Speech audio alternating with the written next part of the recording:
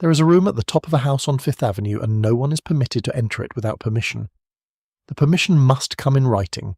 The writing must be signed by a single man. The man is asleep now or pretending to sleep. It is difficult to tell in these houses where performance ends and the self begins. Outside, a November fog has settled over the city. The gas lamps on the street below are soft and muffled, their light not reaching more than a few feet in any direction. The horses have been stabled for the night. The servants have retired to the upper floors. The house breathes in the particular way that very large houses breathe, slowly, from every room at once, as if the building itself has learned to wait. The man in the bed built this house.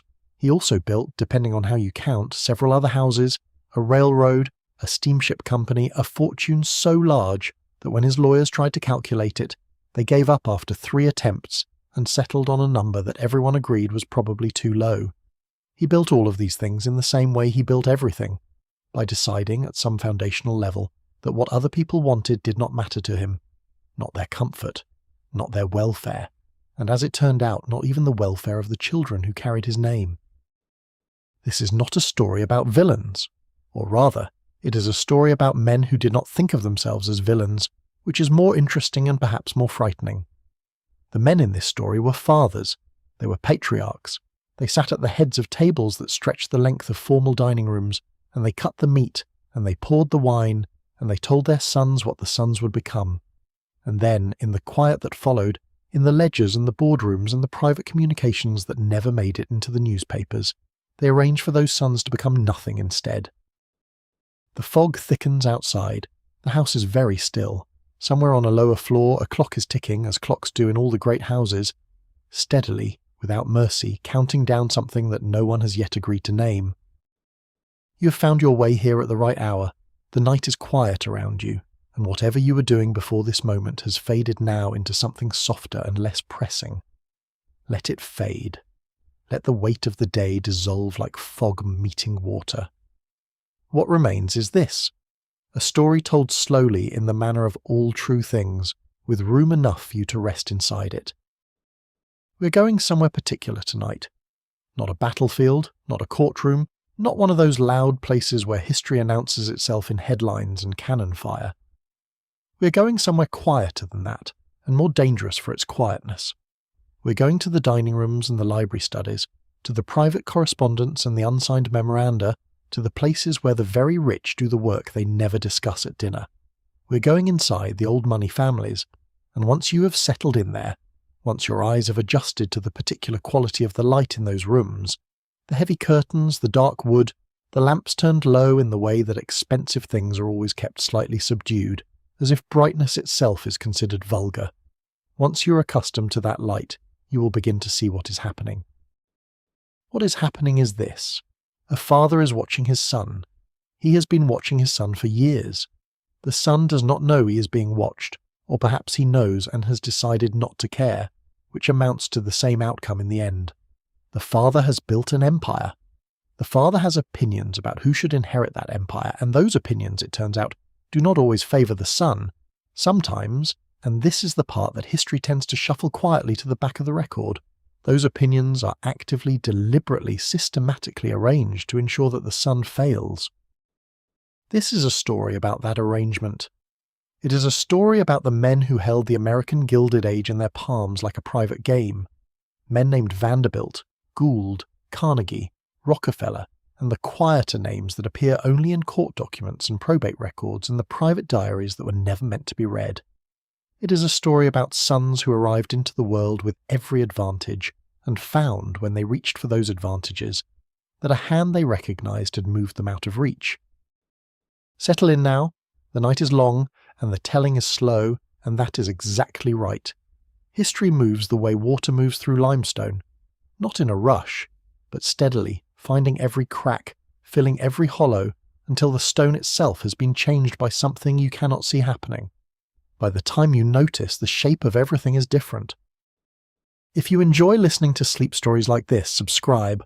I post stories like this weekly. Let us begin somewhere specific, because history is always specific before it is general. Let's begin on a Tuesday evening in the winter of 1849, when a young man named Cornelius Jeremiah Vanderbilt arrived back in New York Harbor after a journey around Cape Horn that had taken months and left him thinner and quieter and more bewildered than when he had departed. He was 18 years old. His father was the richest man alive, and his father was waiting on the dock with a warrant for his arrest. The fog sits on the water. The ships move slowly in the harbour. The gas lamps of lower Manhattan are reflected in the dark surface of the river, each flame a soft distortion of something real. Somewhere nearby, the city is conducting its evening business. The taverns, the print shops, the boarding houses where men from 7 countries sleep in the same room and dream in different languages. And at the centre of all of it, like a stone in still water, is the name Vanderbilt, which means something very specific in this city, in this century, in this cold November night. It means wealth. It means power. It means that when a father decides something about a son, the decision stands. The Commodore did not believe in softness.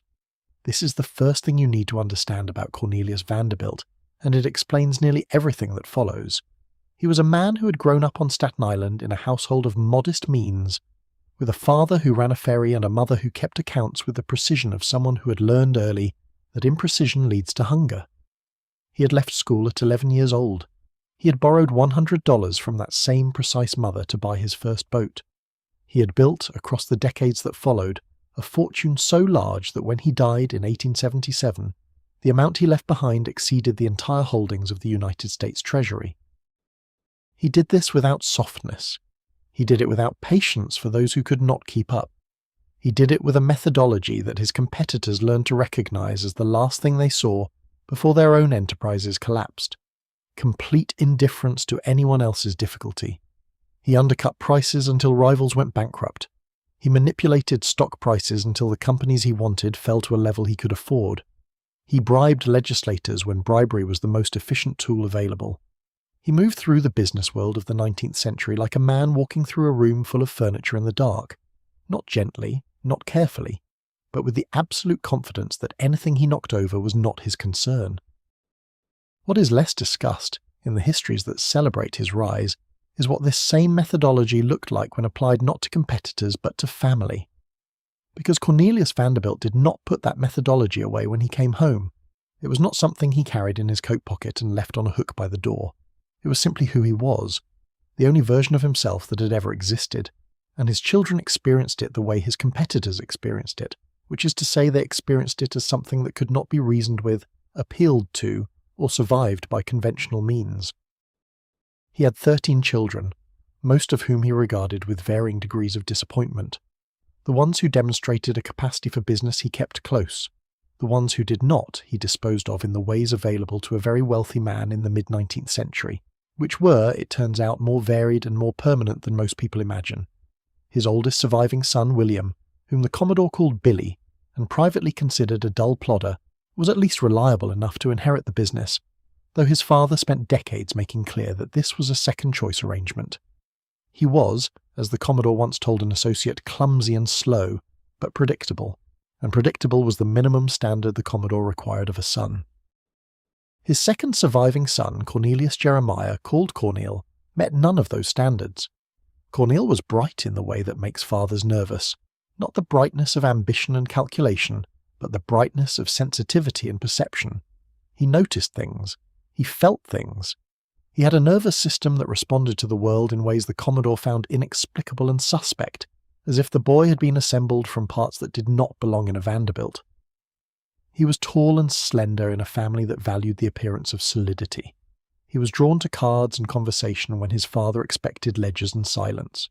He was, by most accounts of those who knew him, genuinely intelligent and genuinely kind, which were qualities the Commodore did not regard as useful, and which he may, in some private part of his accounting, have regarded as weaknesses that needed correcting. When Cornel was 18 years old, he began experiencing epileptic seizures. This was 1849, and epilepsy in 1849 was not understood as a neurological condition.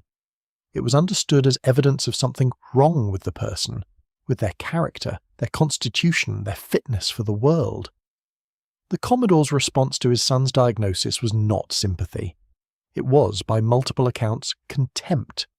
He told friends that his son had a cog out. He told them he would give $100 if Cornel had never been named after him. He did not visit his son during episodes. He did not make arrangements for the boy's medical care beyond the most basic that the period allowed. He arranged instead for Cornel to be sent to California on a 3-masted schooner as a working crewman, on the theory that hardship would toughen what needed toughening. The hardship did not work as the Commodore intended. Cornel arrived in San Francisco, fell ill, spent the money he had on his own recovery, and drew a draft on his father's accounts to pay for his return passage home. It is not clear what the Commodore expected from a sick teenager with epilepsy on the other side of the continent. What is clear is that the draft enraged him.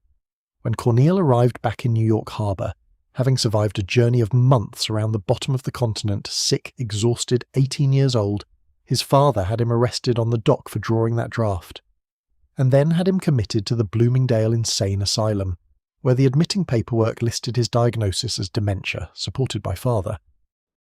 3 words, supported by father. The asylum kept him for several months. The admitting physicians were not asked their opinion.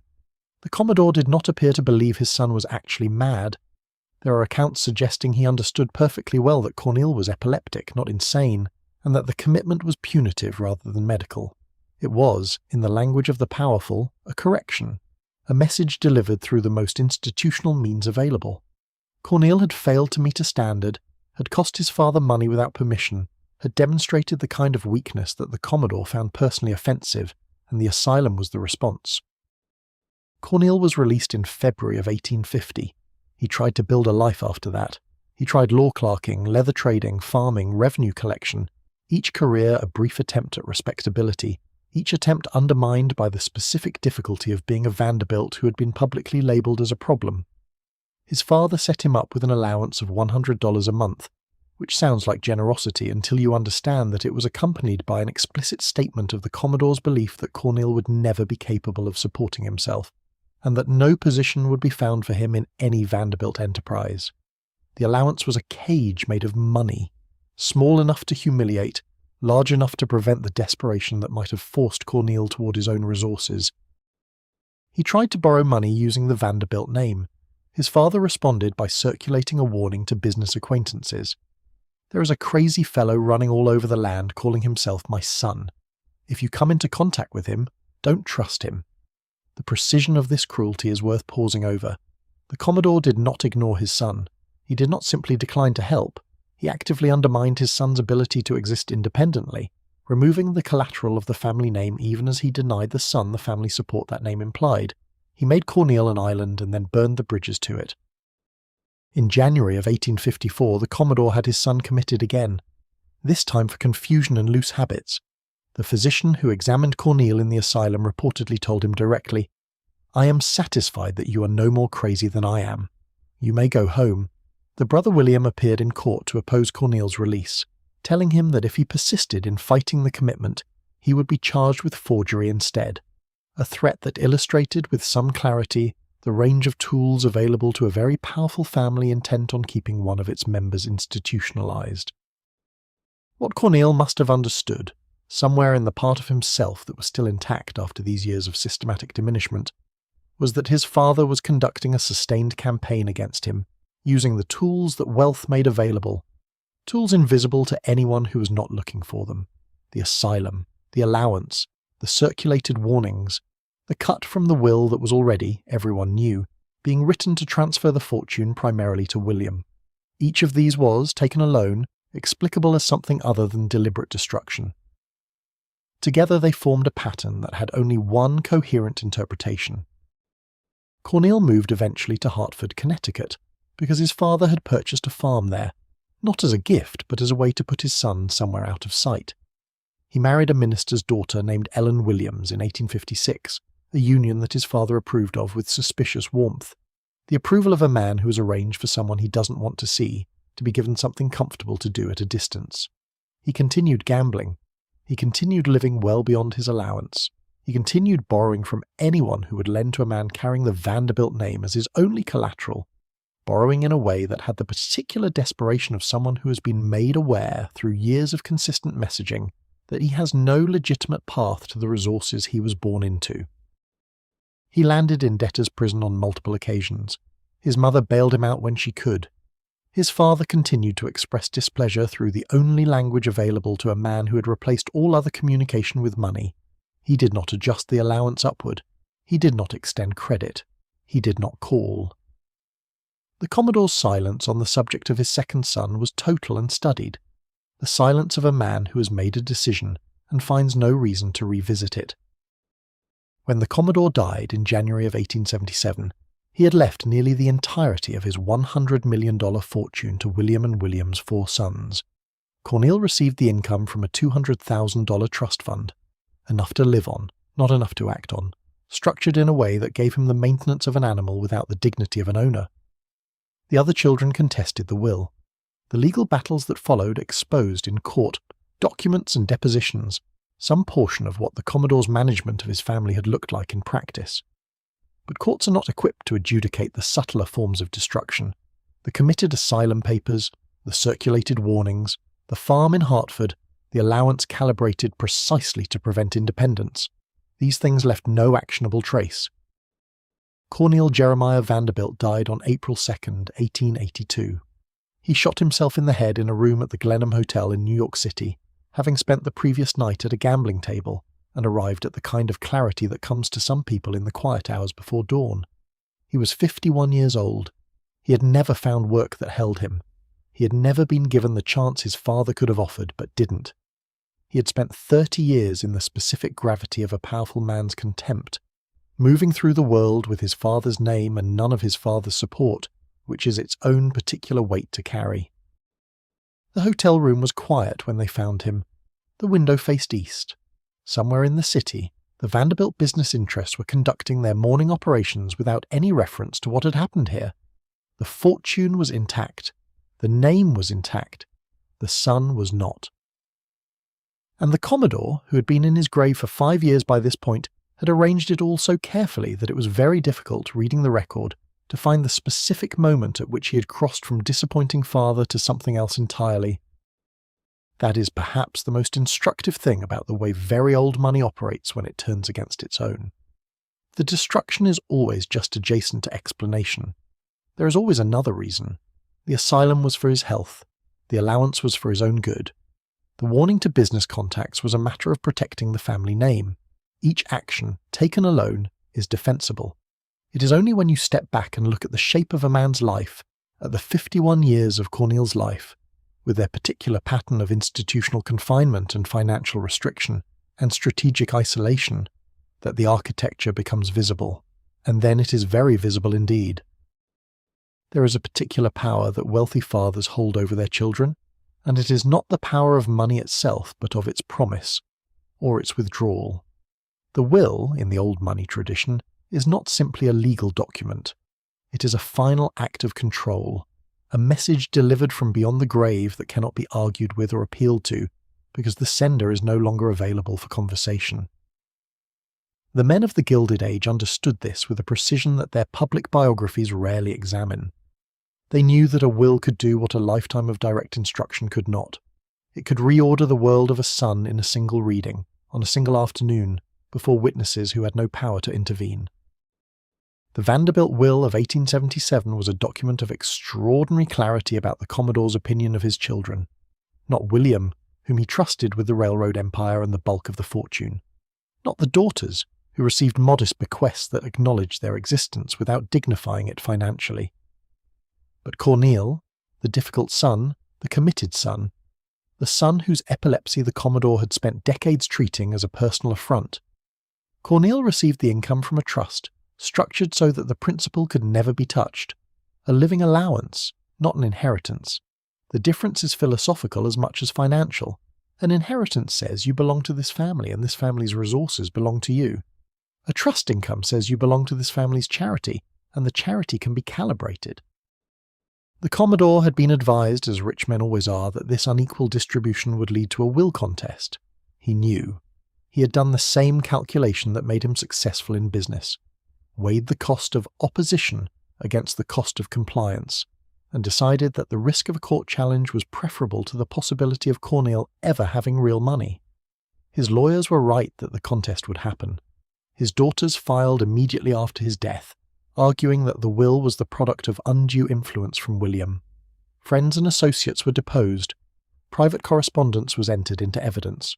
What emerged, in the depositions and the court documents and the newspaper coverage that followed, was a partial portrait of a household that had operated for decades according to the Commodore's absolute authority, an authority that had no formal legal basis beyond the fortune itself, but which had functioned, in practice, as comprehensively as any law.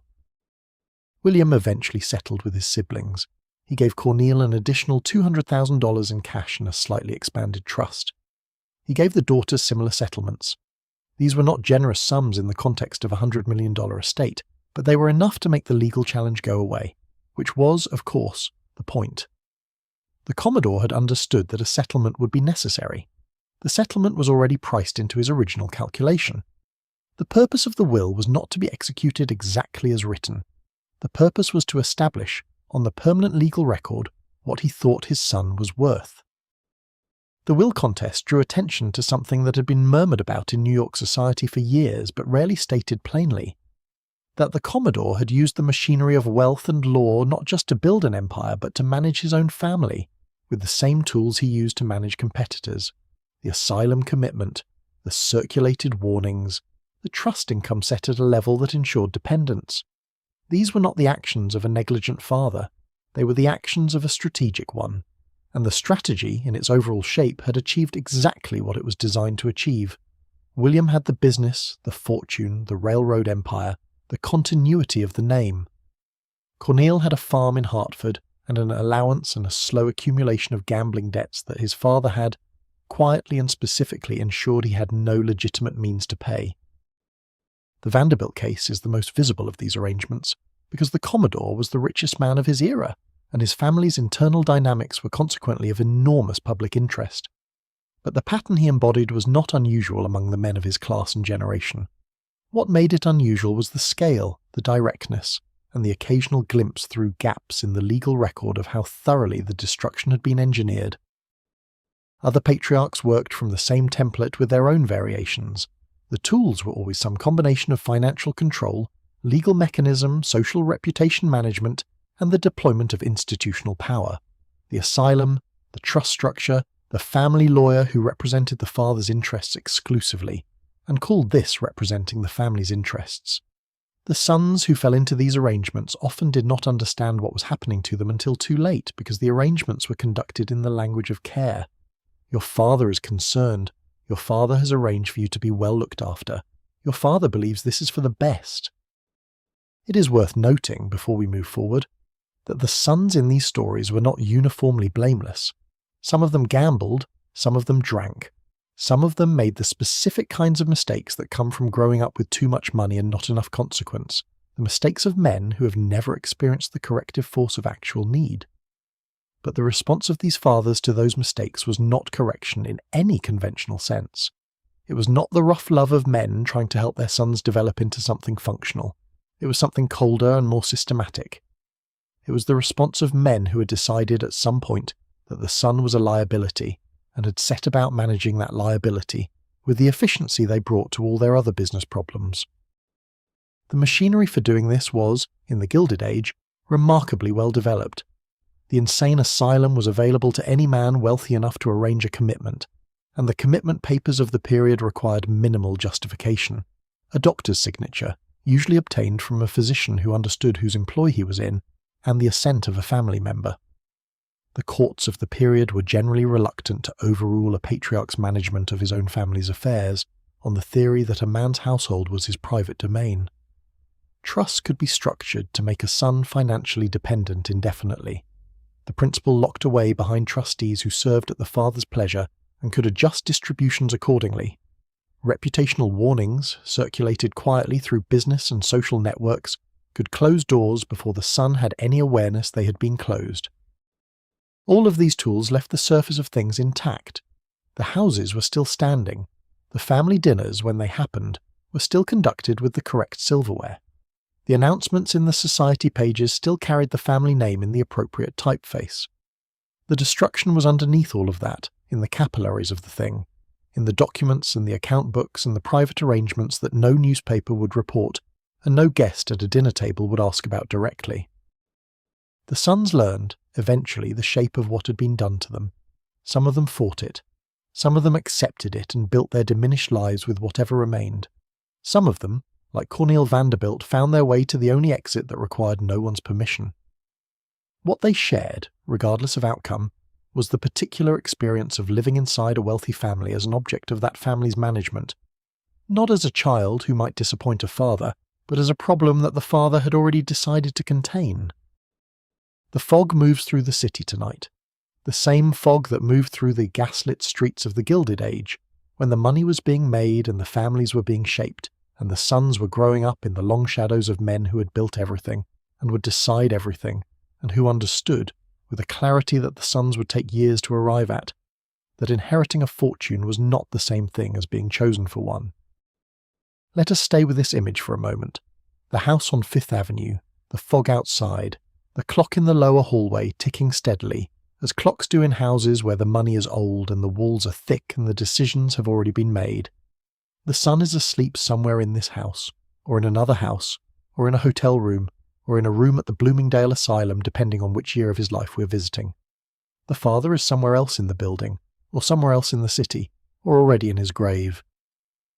The distance between them is measurable in dollars and legal documents, and the specific silence that exists between a man and a son he has decided to discard. This is what it looked like from the outside. We have not yet looked at what it looked like from the inside, from the perspective of the sons who moved through this world carrying the name that was simultaneously their only inheritance and the mechanism of their confinement.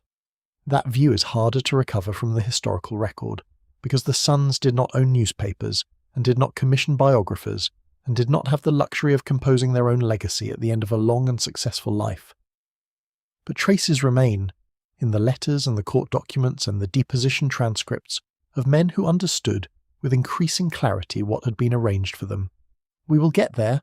The night is still long, and the telling is still slow, and there is more, much more, to be understood about what it means to be born into a fortune that was never in any meaningful sense yours. There is a detail in the Vanderbilt will contest that is usually mentioned briefly and then passed over, but which rewards sustained attention. When William appeared in court to oppose his brother Cornelius' habeas corpus petition, the petition in which Cornel argued that he was being illegally confined in the Bloomingdale Asylum, William did not argue that his brother was actually insane. He did not present medical testimony. He did not engage with the question of whether the commitment papers were legally sufficient.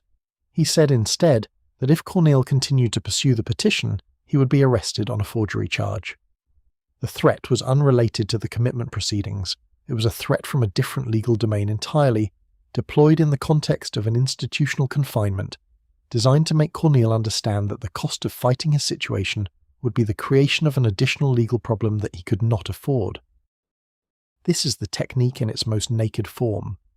The threat is not connected to the alleged justification for the action. Cornel was not in the asylum because of forgery. He was in the asylum because his father had arranged for him to be there, and because the commitment papers said dementia, supported by father. The forgery charge was a separate thing, a separate vulnerability that William was threatening to weaponize if Cornel continued to assert his rights in the current proceeding. The message was, you can fight this, but fighting this will trigger something else. The something else will be worse. The best outcome available to you is to stop fighting and go back to the farm in Hartford and accept the allowance and disappear. This kind of layered threat, the use of one legal or financial vulnerability to suppress the resistance that would otherwise emerge in response to a different legal or financial action, was available only to people with the resources to construct and maintain multiple pressure points simultaneously.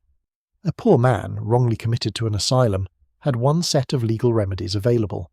A man with a powerful family's entire legal apparatus arranged against him had those same remedies available in theory and unavailable in practice, because the family's resources could be deployed to create new vulnerabilities as rapidly as the man attempted to close existing ones. The game was always asymmetric. The Patriarch always had more pieces on the board.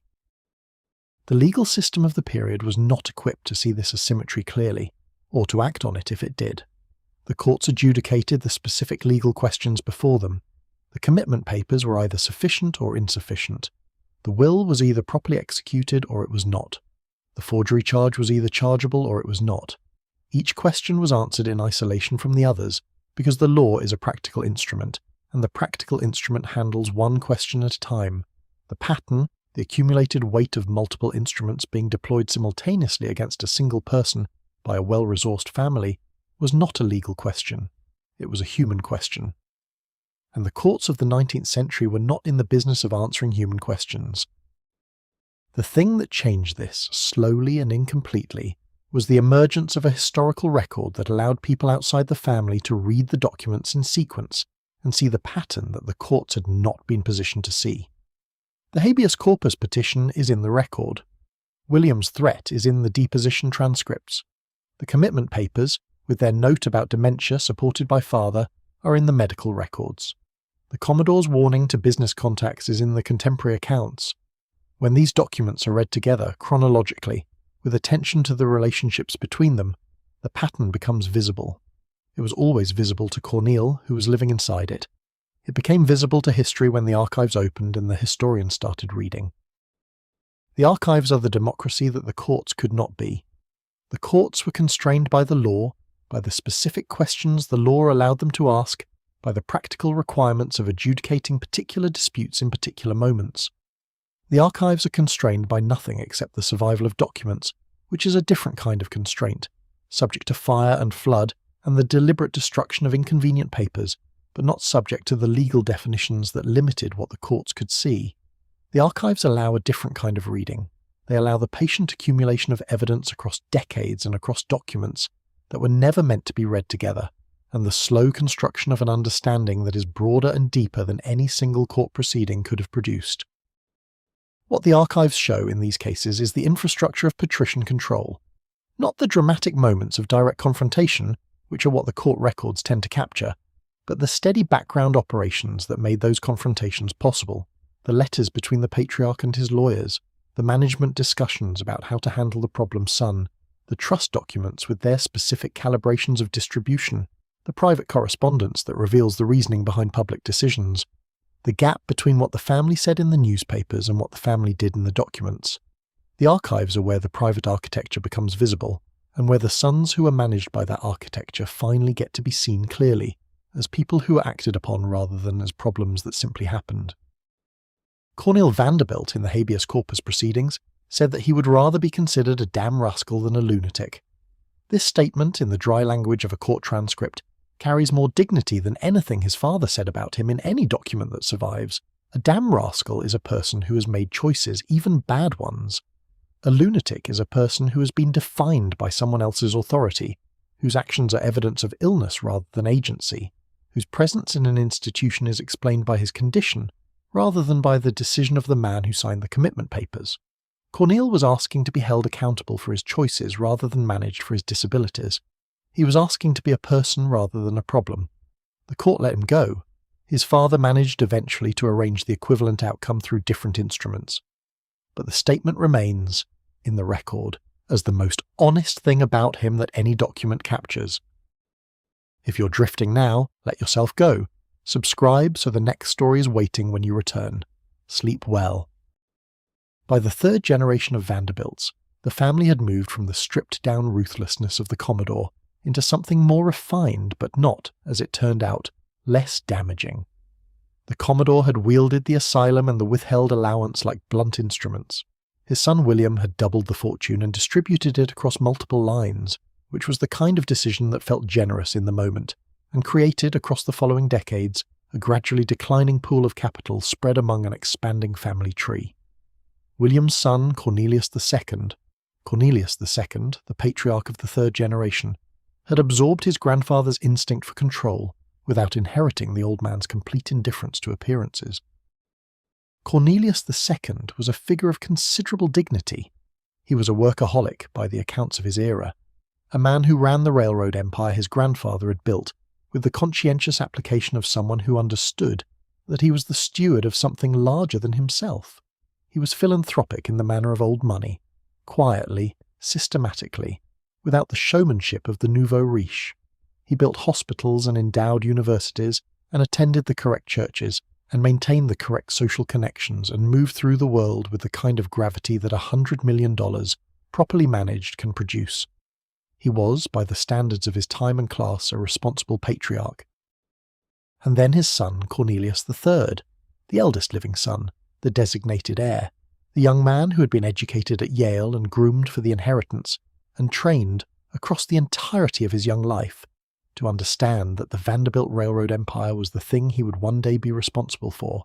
That son fell in love with a woman named Grace Wilson, and Cornelius II responded with a totality of opposition that exceeded anything his grandfather had deployed against Cornelius Jeremiah, because it was delivered not through the asylum or the warrant, but through the instrument that the third generation had perfected as a weapon, the inheritance itself. Grace Wilson was not a pauper. She was not a criminal. She was not, by the standards of 1896, an obvious mismatch for a Vanderbilt heir. She was from a respectable family, educated, presentable, and by most accounts a perfectly suitable companion for a young man of Cornelius III's station. What she was not, and this was for Cornelius II decisive, was the wife that Cornelius II had selected. The choice had not gone through the correct channel. The channel in this family was the patriarch, who expected to have final approval over the significant decisions of his children's lives in the way that the Commodore had expected to have final approval over the companies in his commercial empire. Cornelius III married Grace Wilson on June 18, 1896, in direct defiance of his father's instructions. He was 23 years old.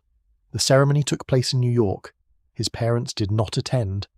And sometime on that same day, his father rewrote his will. The revised will moved the eldest son from the position of principal heir to a dramatically diminished allocation. Alfred, the second son, was installed as the new primary beneficiary. The revision was dated June 18, 1896, the same date as the wedding. The synchronization was not accidental. The message encoded in that date was precise and unmistakable. This is what your choice costs. Not a general disappointment, not a reduction applied after some period of reflection and dialogue. A same-day revision, delivered with the efficiency of a business transaction, treating the question of a son's future financial security as a corrective mechanism for a son's marriage decision. The will was a response, a father's ultimatum delivered in the only language he trusted, the language of documents and numbers and things that could be filed and certified and made permanent. Cornelius II suffered a stroke shortly after his son's wedding. He lingered for 3 years, partially paralysed, largely communicating through others who managed his affairs.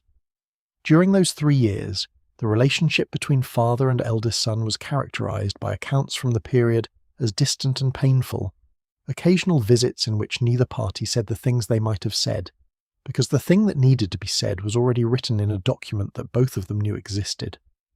Cornelius II died in September of 1899. He was 55 years old.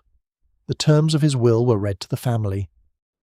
Alfred received $70 million and the Congressional Gold Medal that had been awarded to the Commodore, the symbol of family leadership, passed now to the second son.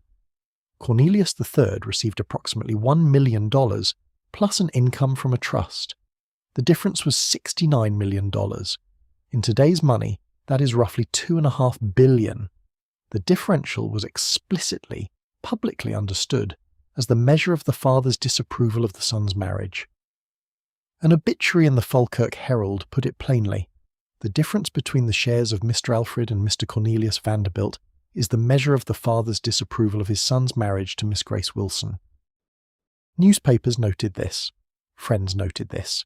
The entire social apparatus of New York's upper class noted this, because it was meant to be noted. The will was not a private communication. It was a public statement about what a son's autonomous choice was worth in the Vanderbilt accounting system. It was meant to teach a lesson not only to Cornelius III, but to every other child in the family, to every child in every family of similar wealth and structure who would hear about it at dinner tables and read about it in the society pages. The lesson was simple. The patriarch decides. The son who acts without permission discovers what happens to men who act without permission. Cornelius III lived out his life with the reduced inheritance. He and Grace Wilson remained married. He became a military officer, a civil engineer, an author. He built a life that was, by most measures, productive and dignified, and quite far outside the railroad empire that he had been trained to inherit. He wrote a memoir. He maintained his marriage. He and Grace had children who would, in their turn, have children, though the Vanderbilt fortune as a concentrated thing was long gone by the time those later generations arrived. But something about the shape of his life, the particular quality of the paths he chose, suggests a man who has been told at 23 that the thing he was given his whole life to expect would not be coming, and who has spent the remaining decades finding other things to expect. This is not tragedy in the operatic sense. It is something quieter and more lasting, the low-frequency grief of a future that was first offered and then retracted on a day that happened to coincide with the day he married someone he loved. The house where Cornelius II lived out his final years was described by his own children as a mausoleum.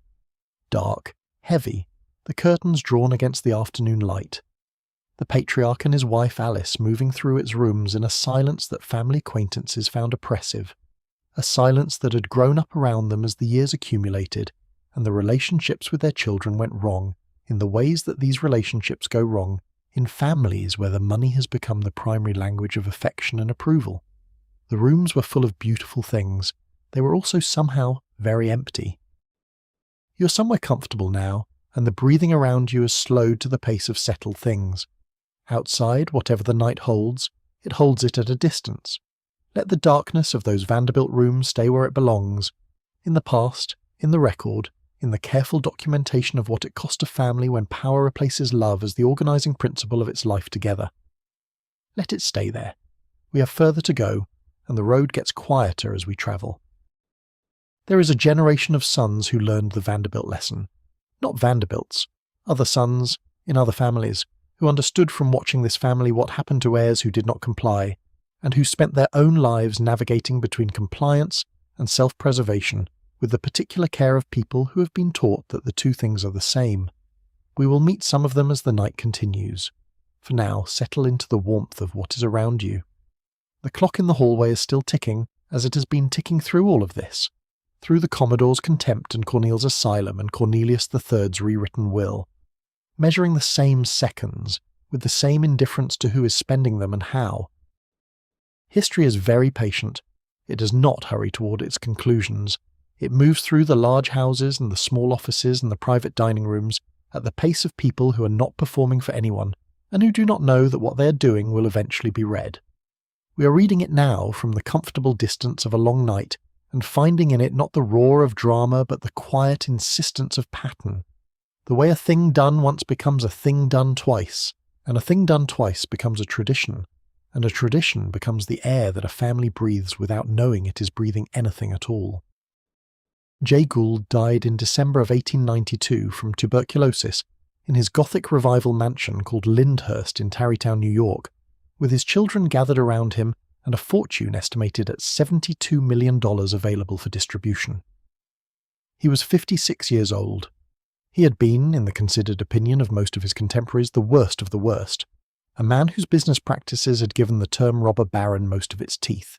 He had cornered markets, he had bribed legislators, he had manipulated stocks in ways so brazen that they triggered congressional investigations and, in at least one case, a national financial panic.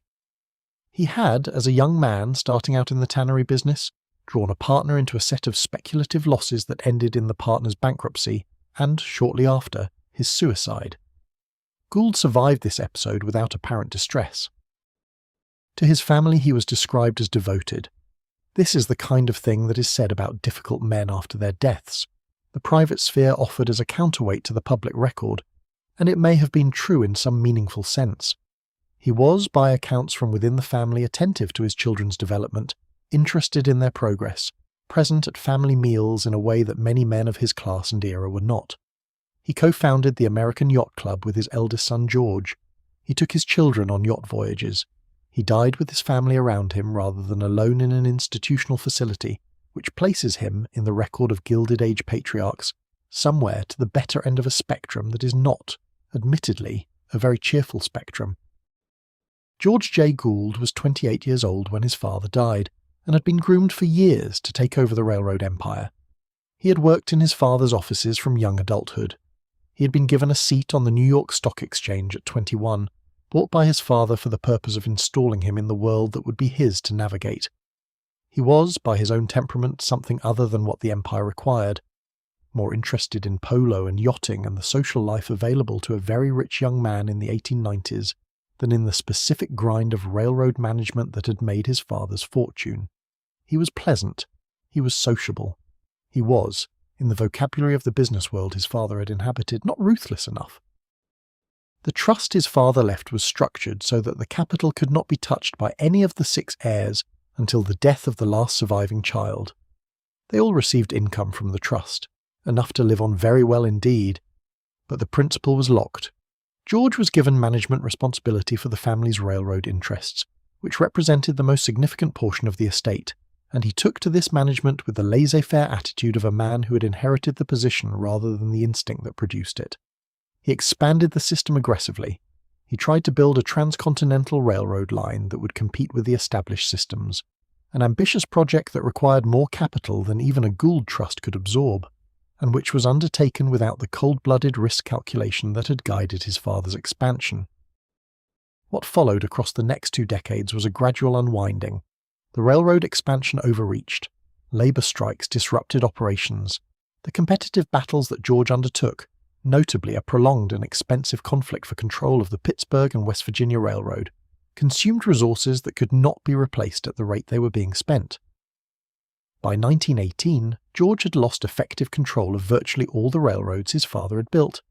He was forced out of the family trust by his own siblings, a resolution that contained its own bitter note of familial opposition. The heir ousted not by a patriarch's deliberate arrangement, but by the siblings who had watched his management produce diminishing returns on their shared inheritance. He retreated to France with his second wife, a woman his legitimate children despised.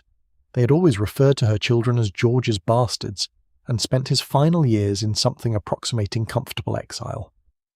When he died in 1923, the estate that remained was a fraction of what Jay Gould had left. The debts were substantial. The 4 years of legal battles that followed his death consumed another $2.5 million in legal fees alone. The siblings divided what remained with the specific unhappiness of people who have discovered, after considerable effort, that they have been fighting over less than they thought. But it is worth pausing on the nature of what Jay Gould had actually given his son. Not the money, which was considerable, and which George did eventually diminish through mismanagement. The question worth asking is what kind of training a son receives when his father is the most hated man in America, a man whose business practices were so comprehensively unscrupulous that they became the defining examples for a generation of trustbusters and reformers and journalists who made their careers explaining to the public what Gould had done and why it was wrong. What kind of preparation for the world is that? What does it do to a son to grow up as the heir to a name that his father had specifically and successfully made synonymous with everything that respectable society condemned? George Gould did not have his father's nerve. He did not have his father's indifference to the opinion of the world. He was, by temperament, a man who wanted to be liked, and who had grown up in a household where the patriarch's complete disregard for being liked was the household's defining atmosphere. He had inherited the position without the psychological architecture that made the position tenable, and Jay Gould, for all his devotion as a family man, had not found a way to transfer that architecture to his son, had not perhaps ever understood that it was an architecture that needed to be built, rather than something that appeared automatically in the son of a man who had it. The question of what a father owes a son in terms of preparation, as distinct from what a father owes a son in terms of resources, was not often asked directly in the Gilded Age. The resources were the preparation in the logic of these families. You were given money and connections and a name that opened doors, and the doors being open was all the preparation you needed. What was not considered, and what the outcomes of the third generation make visible, is that the doors his father had opened were doors that required a very specific kind of man to walk through them, a man with his father's ruthlessness, and his father's indifference, and his father's willingness to be hated, and that George Gould, for all his advantages, was not that man. Jay Gould had spent his career building an empire predicated on the belief that other people's rules did not apply to him. He had bribed, manipulated, cornered, and destroyed without compunction, and had arrived at the end of his life in a Gothic mansion, with a fortune intact and a family gathered around his bed. What he had not done was consider what it meant to produce a son who would have to exist in a world that his father's behaviour had shaped into something specifically hostile to the Gould name. He had not considered that the empire he was leaving behind was an empire that had been constructed to serve his particular temperament, and that a son of different temperament would find it not an inheritance but a trap. The trap closed slowly, over years, in the particular way that traps set by powerful men close when their sons are not ruthless enough to escape them, not with a spring and a snap, but with the slow accumulation of decisions that each made sense at the time and together produced a man standing at the edge of something he cannot cross. George Gould stood at that edge for most of his adult life. He spent, he expanded, he lost. He tried, with the tools he had, to be what his father's empire required. He was 59 years old when he died in a French villa, having watched the whole of what his father built disperse into the hands of his siblings and their lawyers. His youngest brother Frank did better. Frank had left the railroad world entirely, moved to the French Riviera, invested in hotels and casinos, and built a second fortune in a domain that had nothing to do with his father's legacy. Frank Gould, who had received the same trust income as his siblings, who had grown up in the same shadow, had understood something that George had not, that the thing his father had left him was not a blueprint to be followed but a resource to be used differently. He had gone somewhere his father had never been and done something his father had never done, and he had prospered there in a way that George, anchored to the railroad empire and the Gould name as George had understood it, never could. This contrast between the brothers, George trying to perpetuate the empire and losing everything, Frank abandoning the empire and building something new, is perhaps the most honest commentary on what Jay Gould's legacy actually was. Not a railroad network, not a fortune, not even a name, though the name persisted. What he had left his children was a choice between the trap and the open country, and the ones who survived were the ones who took the open country, even when the open country required leaving behind everything that had seemed, from a distance, like the family inheritance. The fire in the grate has settled to embers now. The house is quieter than it was an hour ago. Outside, the wind has gentled into something that barely moves the curtains when it touches them. You can hear, if you listen, the sound of breathing, your own, slow and steady, finding its pace. The story is here beside you, unhurried, with no intention of rushing toward its end. There is more of the night ahead than behind, and more of the telling left than what has been told. Rest in that. The embers will hold their warmth. The dark outside is the dark of a long ordinary night. Sleep is near, but we will move toward it gently, through the rooms of these houses, at a pace that leaves you time to feel the texture of the walls. Andrew Carnegie had the advantage of a philosophy. Most of the men we have been considering operated on instinct, on the raw drive of men who had built something and could not tolerate watching it diminished, and who responded to the threat of diminishment by any means available. Carnegie had something more organized than instinct. He had an essay, published in 1889 in the North American Review, in which he laid out, with the clarity of a man who has thought carefully about how to make his own preferences look like universal principles, his argument against leaving money to children. The essay was called Wealth. It became known, in the years after his death, as the Gospel of Wealth. In it, Carnegie argued that the man who dies rich dies disgraced, that the moral obligation of the wealthy was to disperse their fortunes to public causes rather than perpetuating dynasties. He argued with specific force that the parent who leaves his son enormous wealth generally deadens the talent and energies of the son and tempts him to lead a less useful and less worthy life than he otherwise would. This was and remained his stated position for the rest of his life. He gave away, over his lifetime, something in the neighborhood of $350 million.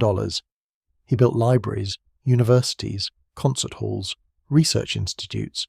He funded education in communities he had never visited and causes he would never see. He was also, by all accounts, a complicated man. He had come from nothing. From a family of Scottish weavers who were ground down by the Industrial Revolution, he would eventually help to power in its American form, who crossed the Atlantic with almost nothing, and arrived in Pennsylvania, and found that the mills in the New World were as indifferent to human cost as the mills in the Old World, only taller and faster. He had built his fortune through a combination of genuine engineering insight and the same ruthlessness that characterized his Gilded Age contemporaries. The union busting, the price wars, the willingness to use whatever lever was available. He was not, for all his public philosophy, a gentleman. He was a man who had very clear ideas about how things should work and who acted on those ideas with considerable force. Carnegie had one daughter, Margaret, who was born in 1897 when he was 61 years old, and whom he adored with the particular intensity of a man who had waited a very long time to be a father. She was not the problem, from the perspective of inheritance philosophy. The philosophy, as he articulated it, was primarily aimed at sons, at the specific type of rich young man who sat on inherited wealth and allowed it to substitute for ambition. Margaret was neither wealthy enough nor male enough to be the target of the concerns that the essay was specifically constructed to address. But Carnegie's gospel, for all its genuine conviction, was also doing something else. It was providing a philosophical framework that other men who wanted to withhold from their sons for reasons that had nothing to do with improving the son's moral fibre, so could borrow and make noble. If Andrew Carnegie, the richest man of his generation, could argue publicly that leaving money to children was a moral failure, then a father who cut his son out of a will was not being punitive. He was being principled. He was following a tradition inaugurated by the greatest philanthropist of the age. The philosophy was a fig leaf, available to anyone who needed one, and in the Gilded Age there were many men who needed one. The irony embedded in Carnegie's gospel is that it was written by a man who had not, himself, grown up with wealth, who had in fact grown up with the specific absence of wealth that made wealth feel necessary and meaningful in a way it can only feel to someone who has experienced its opposite. His argument against inheriting wealth was shaped, whether he acknowledged it or not, by the fact that he had not inherited any. His conviction that earned money was morally superior to inherited money was the conviction of a man for whom earning had been the only option.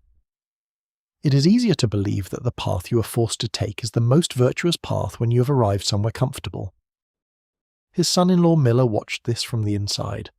Carnegie's daughter, Margaret, married Roswell Miller in 1919, and Miller's experience of being adjacent to the Carnegie fortune was, by his own accounts, precisely what the gospel had predicted it would be. The money was everywhere and available for certain purposes and specifically unavailable for others, and the rules governing which purposes were acceptable and which were not were maintained by Carnegie's trustees and his widow Louise even after Carnegie's own death in 1919. The fortune dispersed into foundations, as it was meant to.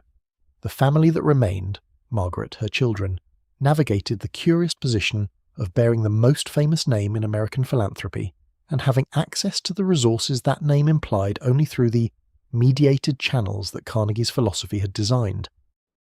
Carnegie's specific mechanism for controlling his son's equivalent, he had no biological son, but he had the sons of the industries he had built, was the foundation. The Carnegie Corporation of New York, established in 1911, absorbed his fortune and placed it under the governance of trustees who were accountable to Carnegie's stated purposes rather than to any individual heir. This was, in its way, the most thorough form of control available. Not simply withholding the money from specific children, as the Commodore had withheld from Cornel, but removing it entirely from the category of inheritable things. If no one can inherit it, the question of which son deserves it becomes moot. The money becomes property of the cause, and the cause is defined by the patriarch, and the patriarch's definition of the cause is, conveniently, the patriarch's opinions arranged into institutional permanence. The libraries he built are still standing, 3,000 of them, in communities across the United States and the English-speaking world, bearing his name on their facades in the understated stone lettering of a man who understood that the most permanent forms of legacy are the ones that make themselves useful. A child can be disinherited. A library cannot. The name on the building outlasts the name in the will. Carnegie understood this with the clarity of a man who had spent his entire life thinking about what survives and what doesn't, about what endures and what disperses. He chose endurance over distribution, institutional permanence over family continuity, and the libraries are the evidence of that choice. But somewhere in the negative space of the Carnegie story, in the things that did not happen, in the children who did not exist to be disinherited, in the employees whose unions were broken so that the libraries could be funded, there is a shadow of the same instinct that drove the Commodore to the asylum warrant and Cornelius II to the same day will revision.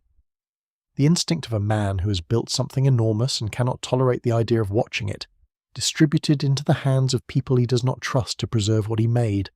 Carnegie's trustees were his children in the functional sense, the vehicles of his perpetuation, and they served him the way the best sons serve the best fathers, by doing exactly what they were designed to do.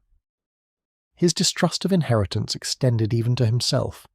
He lived simply by Gilded Age standards, not frugally, but without the aggressive display of some of his contemporaries. He was aware that his own rise had been built on a particular set of conditions that did not automatically reproduce themselves in the absence of that same grit sharpened by necessity that he credited as the source of his success. He may have understood on some level that the gospel of wealth was also a confession, that by arguing so forcefully against inherited wealth, he was acknowledging that the thing he had built could not be trusted to survive the conditions that had built him, that a second Carnegie required a second poverty, and there was no mechanism for producing that. He died in 1919. The libraries continued to be built for years after his death, funded by the Carnegie Corporation that carried his instructions forward in the slow, institutional manner of foundations that exist specifically to outlast their founders. The name was everywhere. The money was mostly gone, dispersed into causes he had cared about and causes his trustees had decided he would have cared about, which is a distinction that becomes blurrier with each passing decade.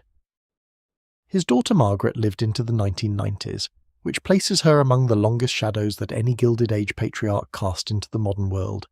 She was 94 when she died. She had watched her father's name become synonymous with a kind of principled generosity that bore only partial resemblance to the man she had known, the man who was complicated and forceful and not without tenderness, but who had arranged the architecture of his legacy with the same cold efficiency he had brought to the steel industry. She had grown up alongside that legacy. She had been shaped by it, the way all children are shaped by the structures their fathers build around them, not always in the direction the father intended and not always without cost. Sleep is very close now. You can feel it at the edges of your attention, where the details blur and the sentences drift from their moorings and float into something that is not quite memory and not quite dream. This is the hour when the houses grow quiet, even the houses on Fifth Avenue, even the mansions with the library wings and the dining rooms that seat 40, when the clocks tick through their business without anyone to hear them, and the photographs on the walls watch the empty rooms with the patience of people who have nowhere else to be. Stay here a moment in that quiet. We are not finished. But the road is gentler from here, and the telling has found its pace. John D. Rockefeller Sr. did not hate his son. This is important to establish before anything else, because the story of Senior and Junior, of the world's richest man, and the only son who would carry everything forward, is not a story about hatred, which is at least honest in its violence.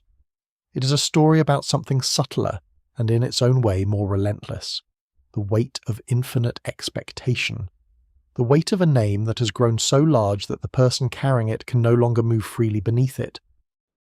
Junior was born in 1874, the fifth child and only son, into a household that had already arranged itself around the enormous organizing principle of Standard Oil and the fortune it produced. His four older sisters were there before him.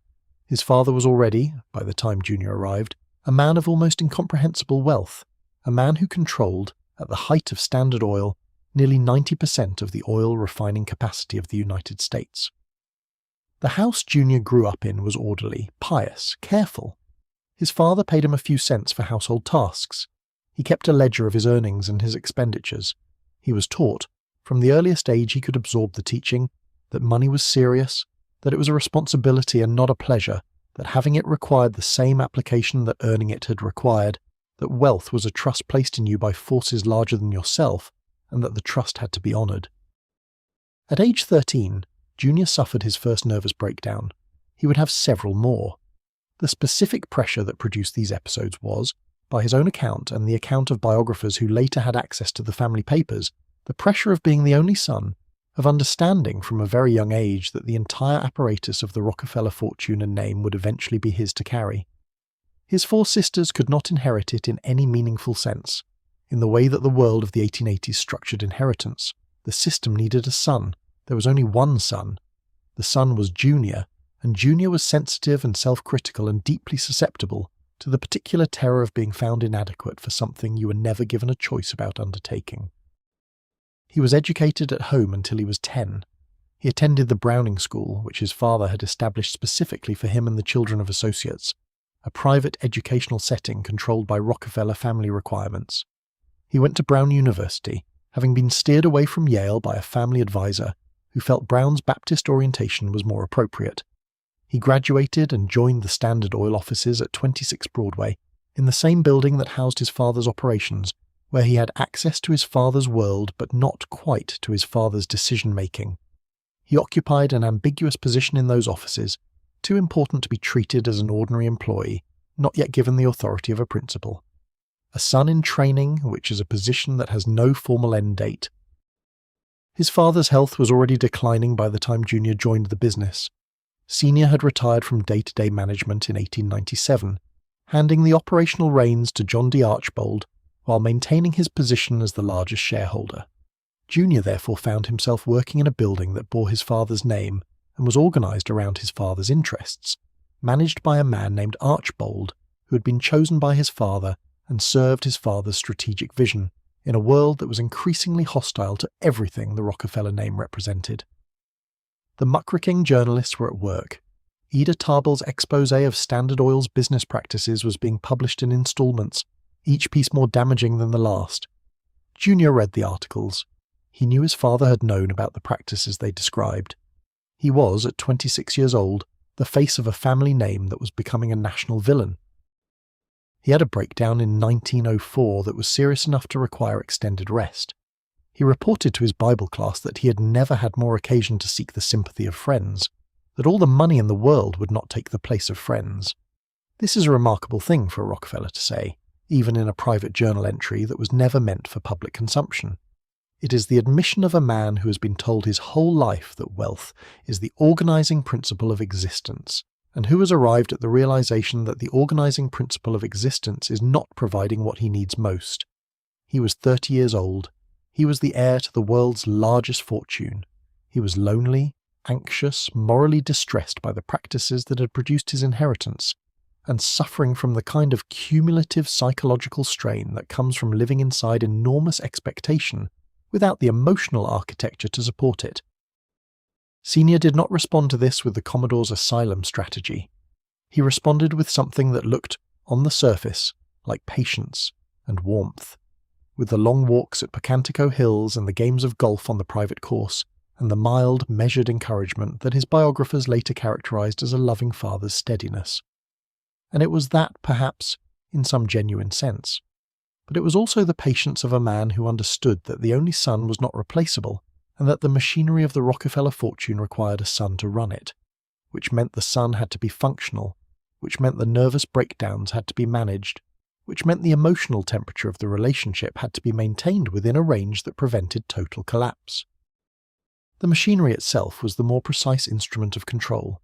Junior was given the fortune not all at once, but through a series of trusts and gifts and organizational arrangements that structured his access to the resources across decades. He managed the family office. He oversaw the philanthropic operations. He was given significant responsibilities in specific domains: the conservation projects, the Williamsburg restoration, the Rockefeller Center development, that were meaningful and visible and allowed him to build a public identity distinct from Standard Oil. But he was building that identity using funds that were governed by structures his father had established, within parameters his father had defined in service of purposes his father had identified as appropriate. The control was gentle enough to be called guidance. Junior called it guidance. His biographers largely call it guidance. But there is another way to read the same arrangement, as the management of a son who, left entirely to his own resources and his own judgment, might have made different choices, and whose different choices might have redirected the fortune in ways that Senior could not predict or approve. Junior's devotion to philanthropy was genuine, but it was also a path that had been prepared for him, in an environment that had been designed to produce it, by a man who had been thinking about what his son's life should look like for considerably longer than his son had been alive. Junior suffered nervous distress for most of his adult life. He had breakdowns in 1904, in the early 1910s, at several points during the Ludlow massacre crisis of 1913 and 1914, when workers at a Rockefeller-owned Colorado mine were killed in a confrontation that generated national outrage, and placed Junior, as the family's public face, at the center of a debate about labor, capital, and the Rockefeller name that he had never been prepared to navigate. His father had built an empire through practices that violated labor rights routinely and enthusiastically. Junior had been raised to believe his father was a man of integrity and Christian purpose. The Ludlow crisis forced a choice between those two understandings, and the choice required a breakdown before it could be made. He emerged from the Ludlow crisis as a different kind of man, one who had found, in the pressure of public condemnation, a version of his own judgment that was not entirely filtered through his father's. He met with labor leaders. He listened. He reformed the Colorado operations policies in ways that his father's business culture had never contemplated. He was credited with inventing the company union, which his critics then and now regarded as a form of union co-option rather than genuine labor reform, but which represented in his own experience a genuine departure from the practices he had inherited. He was 40 years old when this happened. He had spent 40 years inside a structure that his father had built, learning to think within it.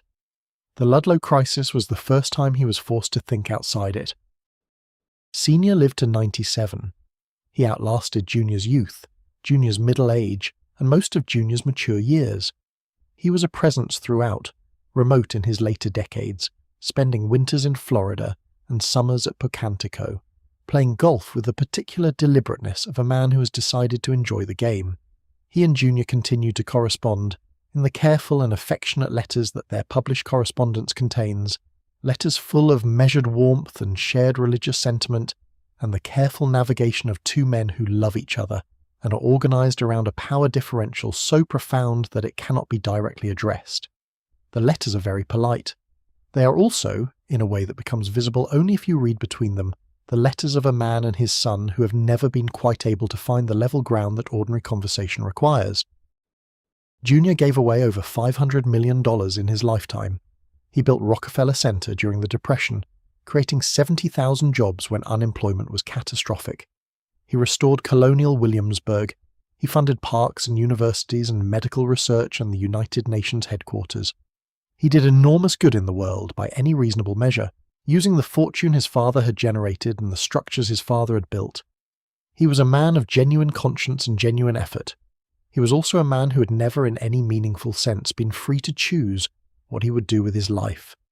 The choice had been made before he could choose, made by the fortune that had come before him, and the father who had carried that fortune, and the system that required a son to carry it forward.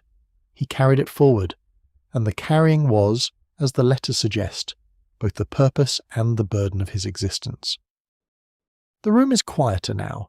The story has moved from the sharp-edged cruelty of the Commodore's asylum to this softer, more enveloping form of control. The control of limitless expectation, of preparation so thorough that it leaves no room for a self outside the prepared role. Both are forms of the same thing. Both are fathers arranging the futures of their sons with the confidence of men who have decided they know better than the sons what the son should become. Both produce in the sons a life lived inside someone else's design. The design is the house. The son is the inhabitant. The house is built to last. Whether the inhabitant thrives inside it is a question the architect did not consider necessary to answer. The Astor family arrived in their American fortune from a different direction than the railroad barons, and this is worth noting before anything else about them. John Jacob Astor I had made his money in fur trading and opium, in real estate, in the particular combination of commercial ruthlessness and geographical positioning that made New York City in the 19th century the most profitable piece of ground in the Western Hemisphere. He died in 1848 as the richest American alive. He was 74 and his fortune was at that point larger than any fortune the country had ever produced from a single lifetime of accumulation. He had been thinking about what to do with it for years. He left it, with a precision that would have impressed even the Commodore, almost entirely to his son William Backhouse Astor. His only other surviving son was mentally ill, confined permanently in a private institution, and received an income from a trust structured in the way that wealthy families of the period structured the maintenance of problematic children, enough to keep them housed and supervised, not enough to create the appearance of real inheritance. The rest, the bulk, the substance, the thing itself, went to William. The same logic that the Commodore would later apply when he was deciding what to do with his own difficult son versus his capable one. William was capable. The other son was not. The fortune followed capability, and the question of what had produced the difference in capability. What combination of nature and circumstance and the father's particular quality of attention? was not asked. William Backhouse. Astor the Elder managed the family money with a dedication to its perpetuation that bordered on aesthetic. He spent on his own comfort. He was the owner of what was then the world's largest private yacht, a man who kept racehorses and prized artworks and maintained houses of such spectacular appointment that they became the standard against which all other wealthy houses were measured. But the real estate investments, which were the core of the Astor fortune, he managed with the concentrated attention of a man who understands that real estate in a growing city is not a passive holding. You have to manage it. You have to understand the rhythms of neighborhoods and the directions of expansion and the relationship between improvement and valuation. You have to think about it the way a farmer thinks about land. His son, also William Backhouse Astor Jr., did not inherit this quality of attention. William Jr. was more interested in the pleasures that the fortune made available than in the management that the fortune required. He spent on his yacht, on racehorses, on the kind of social life that New York's wealthiest class organized around the rituals of display. The dinners that lasted 5 hours and required 6 forks, the summer houses in Newport that were built to resemble French chateaux, the opera boxes and the charity balls and the costume parties that cost more than most working men earned in a year. He was, in the vocabulary of the era, a pleasure-loving heir. He loved pleasure. He pursued it systematically. He was very good at it. What he was not good at was the thing his father had been good at, and his father knew this, and his father had spent years trying to decide what to do about it. The specific mechanism available to the Astor Patriarch was trust structures, the machinery of real estate management that could be placed in the hands of advisors and estate managers who would conduct the actual business of the Astor holdings, while the heir retained the income without the responsibility. This was a more sophisticated arrangement than the Commodore's direct control, and it produced a different outcome. Not a son destroyed by active opposition, but a son maintained at a level of comfortable irrelevance, the income flowing, the principal untouched, the real work happening in offices he was not expected to visit. William Jr. moved to England eventually, in the way that wealthy Americans of his generation sometimes moved to England when the specific social atmosphere of New York became either too demanding or too boring, or simply insufficiently appreciative. He was admitted in his final years into the English aristocracy, made a viscount, which was the kind of thing that happened to very wealthy Americans who had sufficiently pleasant manners and no remaining need to accumulate anything further. He died in 1919, and the Astor fortune in America continued its administration through the trusts and managers who had been doing the actual work for decades. The women of the Astor family were, by the measure of anyone who looks honestly at the record, considerably more capable than the men of the generation that followed the original fortune builders. Caroline Astor, the Mrs. Astor, the woman who defined New York society from the 1870s through the 1890s, managed the family's social capital with exactly the kind of strategic intelligence that her husband applied to his yacht racing and his pleasure-seeking. She understood that social position, in a society without a formal aristocracy, was itself a form of property, that who was admitted to whose house, and which names appeared on which guest lists was a currency as real as the dollars in the Astor accounts. She built and maintained and managed that currency for decades in the way that a skilled estate manager builds and maintains a real estate portfolio. Her daughter-in-law, the younger Caroline known as Carrie, watched this and learned from it, and eventually revolted against it in the way that women of means, denied the direct channels of inheritance and management, found ways to assert themselves through the social mechanisms available.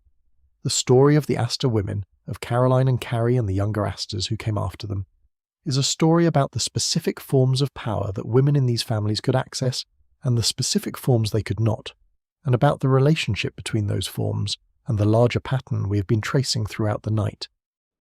Because the Astor story is ultimately the same story, underneath its particular variations. A very large fortune produced by a very capable man, a son who was less capable, managed into a position of comfortable maintenance rather than active stewardship, a family structure in which the fortune was protected not by the heir's capability, but by the system of management built around him, trusts, advisors, estate managers, the elaborate institutional scaffolding of old money that exists specifically to protect the fortune from the heirs who are entitled to it. And at the center of this system, always, the founding patriarch's judgment. This son is not capable of what I built. The fortune will survive without him. He will survive within it, maintained but not trusted, supported but not empowered. This is the template. It appears in every family we have examined, in different forms but with the same underlying architecture. The Commodore's version was brutal and direct. Carnegie's version was philosophical and institutional.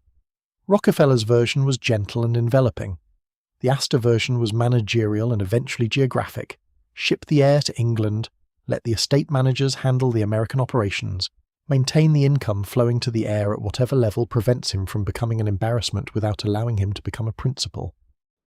What all of these versions share is the patriarch's fundamental conviction that the fortune is more real than the son, that the thing he built is more deserving of preservation than the person he produced, that if the son cannot serve the fortune's perpetuation, the solution is to restructure the son's relationship to the fortune, through trusts, through asylum commitments, through rewritten wills, through philosophical frameworks about the degenerative effects of inheritance, rather than to accept that the fortune might survive differently or imperfectly, or in ways that the founder did not design. The sons in these stories are, in a sense, the collateral of their father's success. They are the evidence that the fortune cannot perpetuate itself, that what a self-made man builds in a lifetime requires the very qualities that a lifetime of privilege tends to erode in the son who inherits it. The Commodore built his fortune through scarcity and cunning. He produced a son who had never experienced scarcity. Carnegie built his fortune through the specific hunger of a man who grew up poor and knew what poverty felt like from the inside. His daughter had never felt it. Rockefeller built his through the disciplined application of a man for whom discipline was the only available substitute for privilege. His son grew up surrounded by the privilege, raised in the discipline, but without the underlying urgency that had made the discipline necessary. The night has moved further into itself. The telling has found its low note, the place where the story settles into something you can hold in your chest without effort. Outside, the dark is thorough and unhurried. The houses we have been visiting are quiet now, the lamps extinguished floor by floor, the servants gone to bed, the corridors empty of everyone except the ghosts of decisions made and futures decided, which are very quiet ghosts, having long since said everything they had to say. Let them be quiet. We will move through the rest of this night gently and find our way to the place where the story comes to rest. The Astor fortune passed through its generations with a particular quality of attenuation that the Astor patriarchs were aware of and attempted, without success, to prevent. Each generation received less concentrated wealth than the one before it, less because of dramatic mismanagement in the Gould manner, but because the fortune dispersed through inheritance, through the multiplication of heirs, through the natural entropy of very large amounts of money moving through the hands of people who were not the person who had built it. John Jacob Astor I built the fortune with the specific intensity of a man starting from nothing, making decisions with the full weight of personal consequence attached to each one. His son William managed it with the steady application of a man who had been trained for stewardship. His grandson William Jr. enjoyed it with the pleasant vagueness of a man who had never needed to think about where it came from.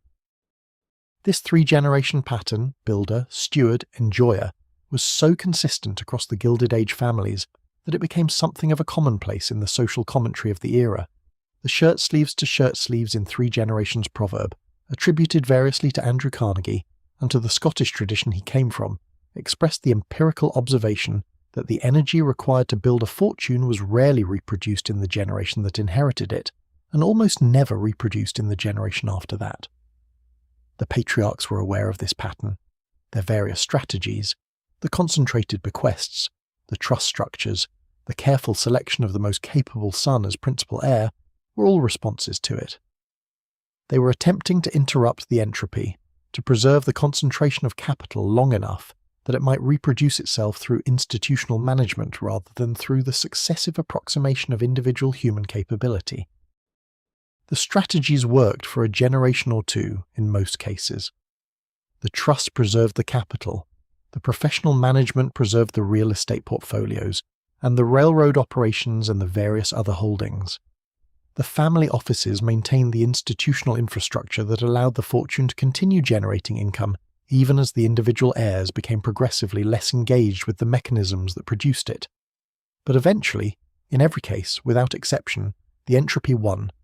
The fortune dispersed. The concentration that had made the patriarchs powerful became dilution that made the heirs comfortable. Comfortable but not powerful. Wealthy but not dynastic. Bearing the name but not carrying the weight of what the name originally represented. The Astor case is particularly clear on this point because the Astors had, in Caroline Astor and then in her daughter-in-law Carrie, two women who maintained the social capital of the Astor name with a consistency that their male counterparts were not providing. Caroline Astor's management of New York's social world, the lists, the balls, the careful calibration of who was in and who was out, was a form of the same asset management that John Jacob Astor had applied to his real estate portfolio. She understood that social position was as real as property and as subject to depreciation if not actively managed. She managed it actively, with the same intelligence and the same willingness to make hard decisions that the original fortune building had required. But social capital, unlike financial capital, cannot be placed in trust. It requires a human being to manage it, and it depreciates rapidly when the human being who managed it dies. Caroline Astor died in 1908, and with her died the specific social world she had built and maintained, the world of the 400, the Monday night events, the guest list that defined membership in New York's upper class in the Gilded Age manner. The world moved on, new money came, the social structures that old money had built to keep new money out became increasingly irrelevant as the 20th century's more democratic culture dissolved the distinction between old and new in its rapid mixing of people and money and power. The Astor name lost its social valence faster than it lost its financial one, which is to say it lost the thing that Caroline had been managing before it lost the thing the trust managers were managing. This is the dimension of these stories that is most often missed. The social capital that the patriarchs built alongside the financial capital, and the relationship between the two. The fortune produced the social position, but the social position then became a necessary condition for the fortune's effective deployment, for the ability to make the right deals with the right people, to access the information that arrived through social networks before it became public, to maintain the relationships that translated wealth into power in ways that a spreadsheet could not capture. The sons who lost the social position, who were disinherited or institutionalized or warned away from the family's networks, lost something that was not measurable in dollars, but that was functionally equivalent to a loss of capital. They lost access to the world in which the capital operated. Cornelius Vanderbilt lost this access deliberately and systematically. His father's warning to business contacts was a specific attack on his social capital, an attempt to make the Vanderbilt name in Cornelius' hands a liability rather than an asset. It worked, because the Vanderbilt name's value in the commercial world derived entirely from its association with the Commodore's authority and judgment.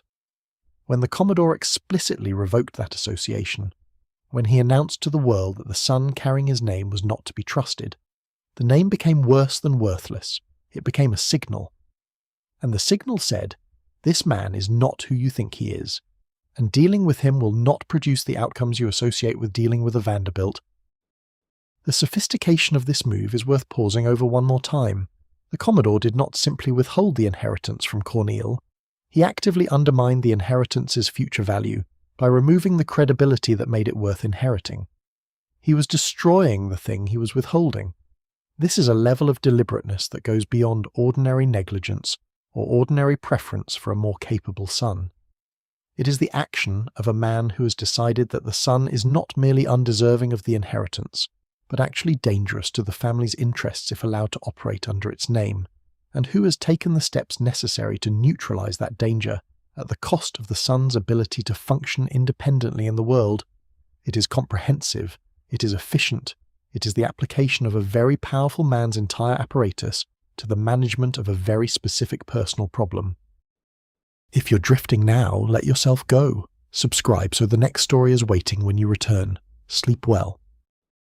A trust is a legal instrument that holds money or property on behalf of a beneficiary, managed by a trustee who is responsible for administering the assets according to the terms the original grantor established. This is its dry definition. In the lives of the sons we have been following through this night, a trust was something else entirely. It was the architecture of a cage designed to look like a house. It was the mechanism by which a patriarch could maintain control over a son's life from beyond the grave, governing what the son could access and when and under what conditions, in a structure that the son could not modify, and could only with great difficulty challenge. The trust structure as deployed by the Gilded Age patriarchs was a masterwork of legal engineering. It was not simply a matter of protecting wealth from spendthrift heirs, though that was how it was publicly framed. It was a way of extending the patriarch's will, literally and figuratively, into the future, ensuring that the decisions he had made about his sons during his lifetime would continue to shape those sons' lives after he was no longer available to make them directly. The trustee replaced the patriarch. The trustee enforced the patriarch's preferences. The trustee was selected by the patriarch for this specific purpose and answered to the patriarch's stated intentions, as interpreted by lawyers who had been employed by the patriarch for years and understood with considerable subtlety what the patriarch would have wanted. The trust income was the leash.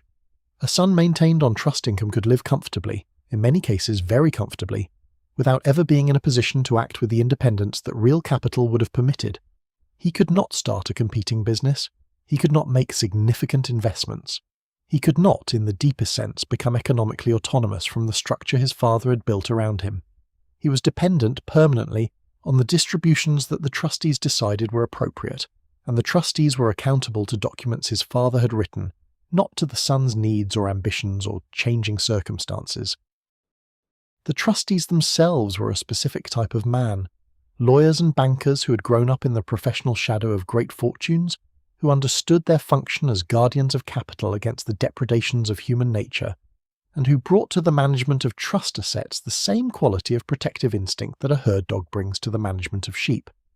They were not cruel. They were not even particularly judgmental about the heirs in their care. They were simply committed to the preservation of the assets and the execution of the grantor's intentions, and if the grantor's intentions had included structures designed to limit the heir's autonomy, those structures would be executed with the same equanimity with which any other instruction would be executed.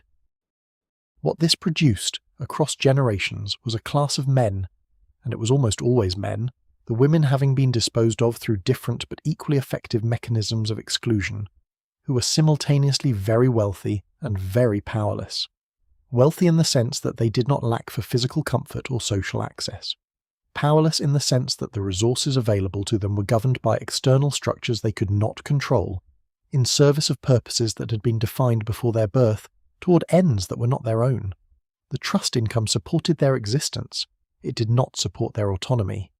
And the difference between existence and autonomy, in the life of a person with the intelligence and ambition that some of these sons possessed, was the difference between a room with a view and a room with a window. Cornelius Vanderbilt had a window. He could see the city through it.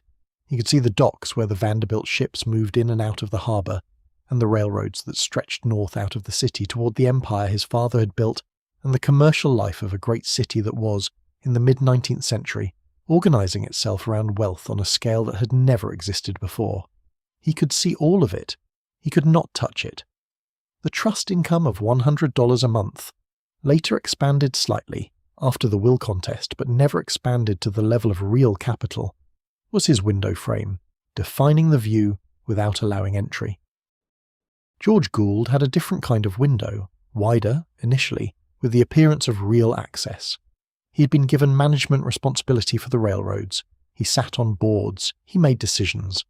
But the family trust structure meant that the capital at the centre of the empire was governed by arrangements he shared with his siblings, and the siblings had their own interests, and the interests of 6 heirs are not always aligned with the interests of the one who has been given management responsibility.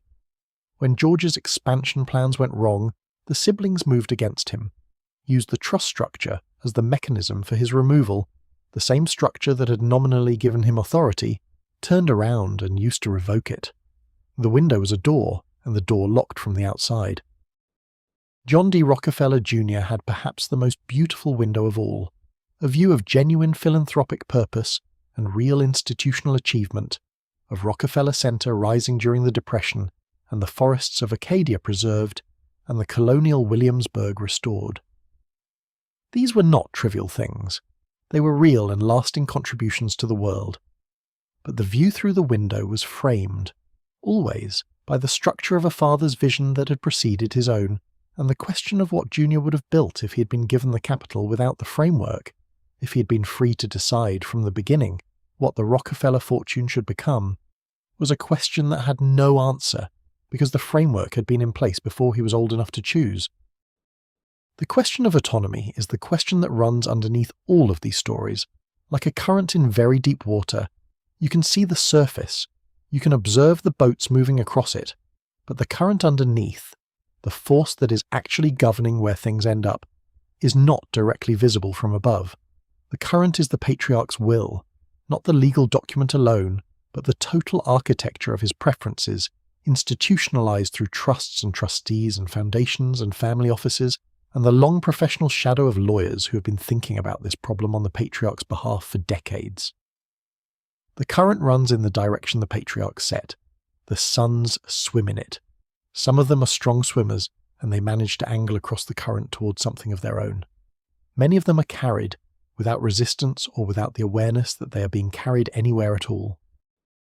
The Gilded Age trusts were, in their way, a peculiarly American invention, the adaptation of English legal instruments to the American context of self-made fortunes, an absent aristocratic tradition.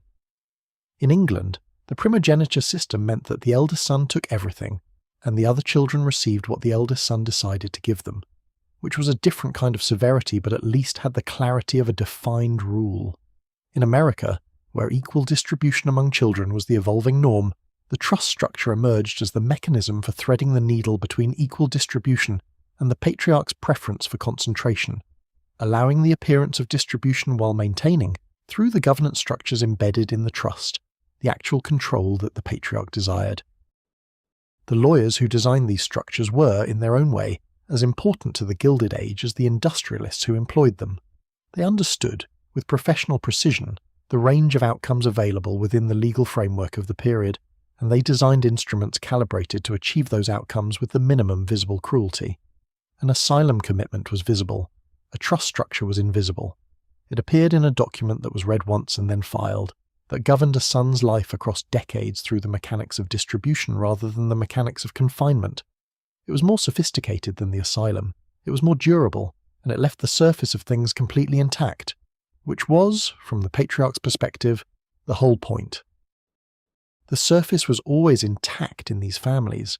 The houses were always standing. The silverware was always polished. The children appeared, when they appeared publicly, with the correct clothes and the correct manners and the correct degree of visible distance from anything that might suggest internal difficulty. The internal difficulty was conducted below the surface, in the capillaries of the trust documents and the private letters and the will revisions that arrived with the same-day precision of a business transaction. The public image was the product. The private arrangement was the mechanism of its production, and the sons were the element that had to be managed in order for the mechanism to continue functioning as designed. This is what it felt like, in the best houses of the Gilded Age, to be a son. Not always, not in every family, but in enough of them, often enough, with sufficient consistency of pattern that it constitutes something worth naming. It felt like a room with all the furniture in place and all the lamps lit and the fire going and the warmth real and the comfort available, and a door that locked from the outside, not locked most of the time, unlocked during the dinner parties and the business meetings and the social occasions when the son was needed to appear and represent and perform the role of heir, but locked when the son attempted to use the room for something his father had not intended, locked when the son reached for resources that his father had structured to remain out of reach, locked with the specific silence of a lock that does not announce itself, that simply, when you put your hand on the door, does not open. You're in a room of your own now, wherever you are, a room that is warm and quiet and entirely your own, without a lock that belongs to anyone else, without a structure governing how you use it or what you are allowed to reach for. Feel that. Let it be the last thing you are conscious of before sleep arrives. The weight of what is yours, the warmth of what is chosen, the quiet of a night that belongs to no one but you. The houses we have visited tonight are empty now. Their residents are gone. The locks are rusted. The trusts have dispersed. What remains is the record. The documents and the letters and the legal proceedings and the quiet evidence of lives shaped by forces that did not announce themselves as forces at all. That record is worth knowing, and now you know it, and knowing it, you can rest. Not all of the sons were destroyed. This is important to say because a story about fathers and sons and the mechanisms of inherited power has to reckon honestly with the fact that some of the sons found their way through, found paths that the patriarchs had not anticipated, or exploited cracks in the architecture of control, or simply moved far enough away, geographically and psychologically, that the long reach of the patriarchs' arrangements could not follow them. These sons are part of the story too, and what they did and what it cost them is as instructive as what happened to the ones who could not escape. Frank Gould was the youngest of Jay Gould's 6 children, and he appears in the historical record as the one who got farthest from the wreckage. He received the same trust income as his siblings when his father died in 1892. He watched his eldest brother George manage the railroad empire with increasing recklessness, and watched the fortune diminish, and watched the siblings fight among themselves over what remained. He was not, by temperament, a railroad man. He was not, by temperament, particularly attached to New York or to the Gould name as it had come to function in American commerce, a name that carried the weight of his father's particular combination of brilliance and infamy, a weight that was not, in 1892, a comfortable one to carry in public. He went to France. The French Riviera was, in the early years of the 20th century, a place where wealthy Americans could remake themselves with a degree of freedom that New York's established social hierarchies made impossible. The money meant the same things in both places: comfort, access, the ability to build and move and employ people, but the name meant something different. In France, Jay Gould was history rather than recent memory, a reputation from a country across the ocean that could be worn lightly rather than carried as a permanent liability. Frank built hotels. He invested in the casino infrastructure that made Juan Lepin and Monaco what they are. He built a second fortune in a domain his father had never contemplated, using the seed capital of his father's trust, but growing it in a direction that was entirely his own. He is the counterexample that the story needs, the evidence that the architecture of control was not, in every case, perfectly sealed. Frank found the gap. The gap was geography. The gap was the willingness to leave behind the specific weight of being a Gould in America and become something different in a place where different was possible. He paid a price for this: the loss of the family network, the distance from his siblings, the removal from the world that the Gould name had built. But he bought, with those costs, the thing that his brother George and most of his contemporaries never achieved: a life that was genuinely his own, governed by his own decisions, producing outcomes that he had designed rather than inherited. Cornelius Vanderbilt III also built a life, of a kind, outside the inheritance that was taken from him. Having been cut from the main estate by his father's same-day will revision, having received only a fraction of what Alfred received, having watched the Congressional Gold Medal as the symbol of family leadership, passed to a younger brother, he had to find a different definition of success. He went into the military, he became a civil engineer, he wrote. His marriage to Grace Wilson, the marriage that had cost him the inheritance, lasted. They had children. He was, by any external measure, a functional and productive and reasonably contented man. What he never was, however, was free of the shadow. The disinheritance was public. The will's terms were reported in the newspapers. The measure of his father's disapproval was documented in the obituaries that ran when Cornelius II died, in the public discussion of the estate that followed. He lived inside that documentation for the rest of his life, not as a private grief, but as a public record that defined him, in the social world he inhabited, as the son who had been found wanting. He had made his choice. He had kept Grace Wilson. He had built his life. But the record of what that choice cost, the specific number of the differential between his share and his brother's, was not something that could be set aside. It was printed. It was permanent. It was the measure of a father's opinion, filed in a courthouse and available to anyone who wanted to read it. The ones who got out paid in different currencies depending on how they got out. Frank Gould paid in distance. Cornelius III paid in public record. The youngest Rockefellers, who grew up as the 4th generation, the cousins, as the family called them, the children of Junior's 5 sons, paid in identity. They were the generation that rebelled, in the 1960s, against the Rockefeller establishment as they had inherited it, against the foundation structures and the institutional affiliations and the careful management of the name that had governed their parents' and grandparents' lives. They became environmentalists, social activists, proponents of divestment from oil, critics of the very industries that had produced the fortune. They were paying, with their rebellion, for the autonomy that their great-grandfather's architecture had denied to every generation before them. Their rebellion was made possible in part by the fact that the fortune had dispersed enough by the time they arrived that the specific mechanisms of control had loosened. A fortune distributed among 55 cousins is not a concentrated weapon of control. It is a complicated shared inheritance that requires negotiation and consent in ways that a single patriarch's undivided holding does not.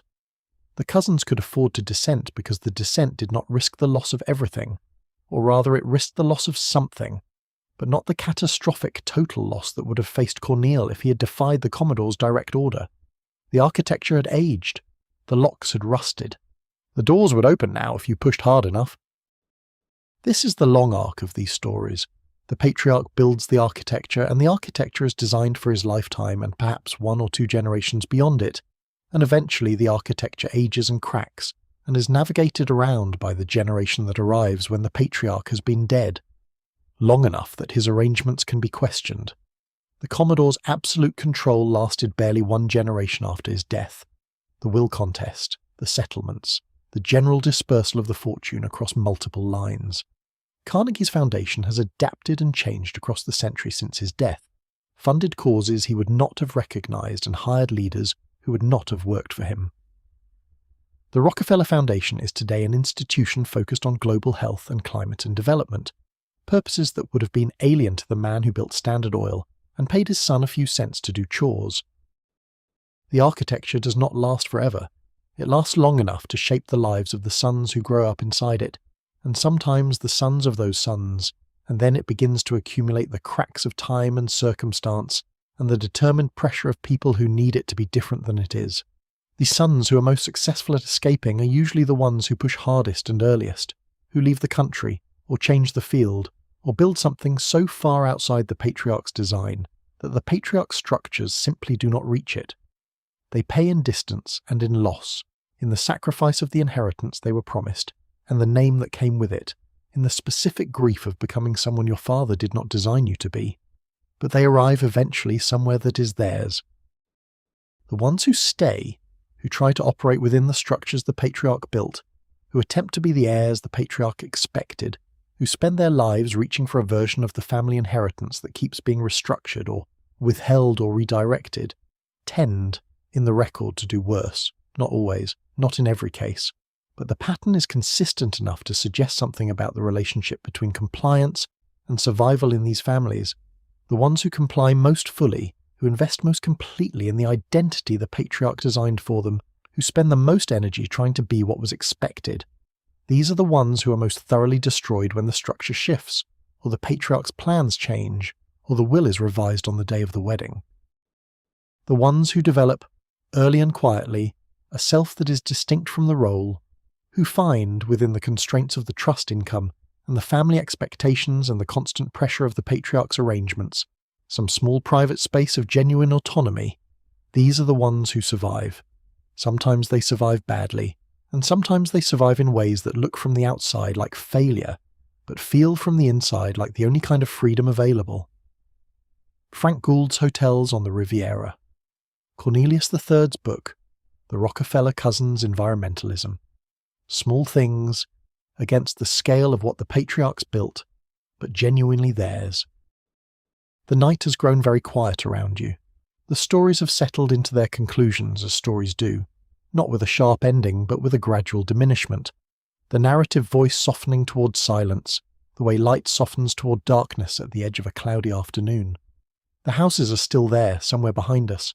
The trusts are still filing their annual reports in various archives. The names are on the buildings, the record is permanent, but the men who designed all of it are gone, and their sons are gone, and their sons' sons, and what remains is something smaller and quieter than what was built. The trace of a design in the lives it shaped, the ghost of a cage in the freedom that eventually grew up where the cage had been. There are sons in these stories who do not appear in the histories. They are not the dramatically destroyed ones, not Cornelius Vanderbilt shooting himself in a hotel room, not George Gould forced out of the trust he was supposed to manage, not John D. Rockefeller Jr. suffering his breakdowns. They are the sons who moved through their lives without major incident, who managed the inheritance or portion of it they were given, who attended the correct social functions and maintained the correct marriages and died in the correct manner and were buried with the correct ceremony. They are the quiet, damaged ones, which is a category that the historical record has very little apparatus for capturing. The quiet damage is the hardest kind to trace. It leaves no court documents. It generates no newspaper coverage. It does not produce a dramatic final act in a hotel room that turns it into historical record. It shows up, if you are looking carefully, in the particular quality of the choices these sons made across their lives. The careers that were functional but not ambitious. The marriages that were stable but not passionate. The philanthropies that were dutiful but not visionary. The sense in reading their correspondence of men going through the emotions of a life that was designed before they were old enough to have preferences about it. William Henry Vanderbilt, the Commodore's eldest son and primary heir, is perhaps the most complete example of the quiet damage type. He was, by the measure of anyone looking at his business outcomes, a success. He took his father's railroad empire and doubled it. He expanded the New York Central's reach, increased its profitability, managed the assets with the steady application of a man who had spent decades being told by his father that he was barely adequate, and who had decided in response to be comprehensively adequate in every measurable way. He was the richest American of his generation for the brief 8 years between his father's death in 1877 and his own in 1885. He was also a man who had spent 50 years being told by his father that he was clumsy and slow, that he was the second choice for the inheritance, that he had been selected not because he was the most capable son, but because the most capable son was dead, and the next most capable was Cornel, and Cornel was unacceptable, and so Billy got it by default. The Commodore had made no secret of this assessment. It appeared in his conversations with associates.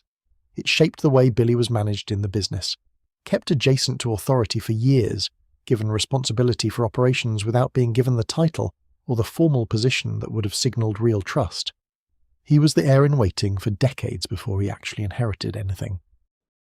What that does to a man, decades of being the second choice, of knowing that the person whose opinion of you matters most regards you as the acceptable option rather than the chosen one, is not something that shows up in a business ledger. It shows up in the texture of a life. It shows up in the way Billy talked about the inheritance in his later years, with a kind of defensiveness that suggests a man still arguing with someone who is no longer there to argue with. He doubled the fortune, yes. He proved by the only measure his father's world respected that he had been worth the investment. But the proving required everything he had, and when he died at 63, only 8 years after inheriting, it was with the exhaustion of a man who had spent his entire adult life trying to earn something that should have been given freely. His son, Cornelius II, watched this and absorbed it, and produced in his own management of the family a version of the same dynamic scaled to the third generation. The heavy house on Fifth Avenue that his children described as a mausoleum, the wife Alice and her rivalry with her sister-in-law that consumed enormous energy in the service of social positioning, the disinheritance of his eldest son for marrying without permission, the same pattern the Commodore had used with Cornel, now repeated 1 generation later, with different tools but the same essential logic. The quiet damage passed from father to son not as a deliberate inheritance, but as the only available template for how a patriarch behaves.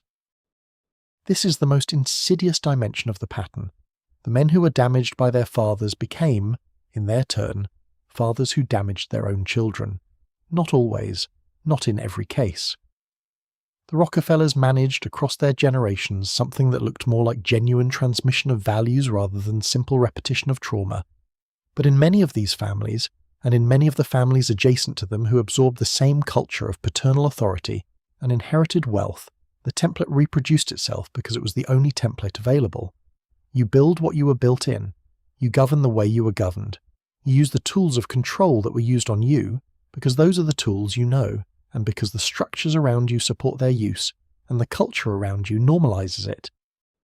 There is a particular kind of grief that has no name in most languages, the grief of the son who was not destroyed but was not freed, who was given enough to survive and not enough to become, who moved through his life in the specific gravity of a father's design, doing what was required, achieving what was expected, and arriving at the end of it with the sense that somewhere, in a version of his life that had never been accessible, there was a person who had never been permitted to exist.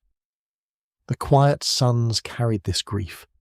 It showed in the texture of their portraits, in the formal photographs from the period, the stiff-backed men in their dark suits with their particular quality of held attention, men managing the performance of themselves for the camera in the way they had managed the performance of themselves for their fathers, not tortured, not broken, simply not quite free.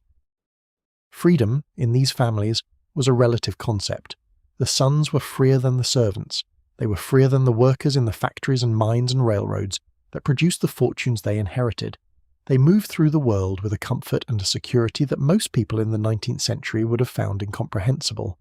The beds they slept in were the finest beds money could produce. The food on their tables arrived from the best sources. When they were ill, the best physicians came to them. When they travelled, the trains stopped at their stations and the hotels cleared their best rooms. They were, by any reasonable external measure, among the most privileged people who had ever lived. And yet, the "and yet" is the whole thing.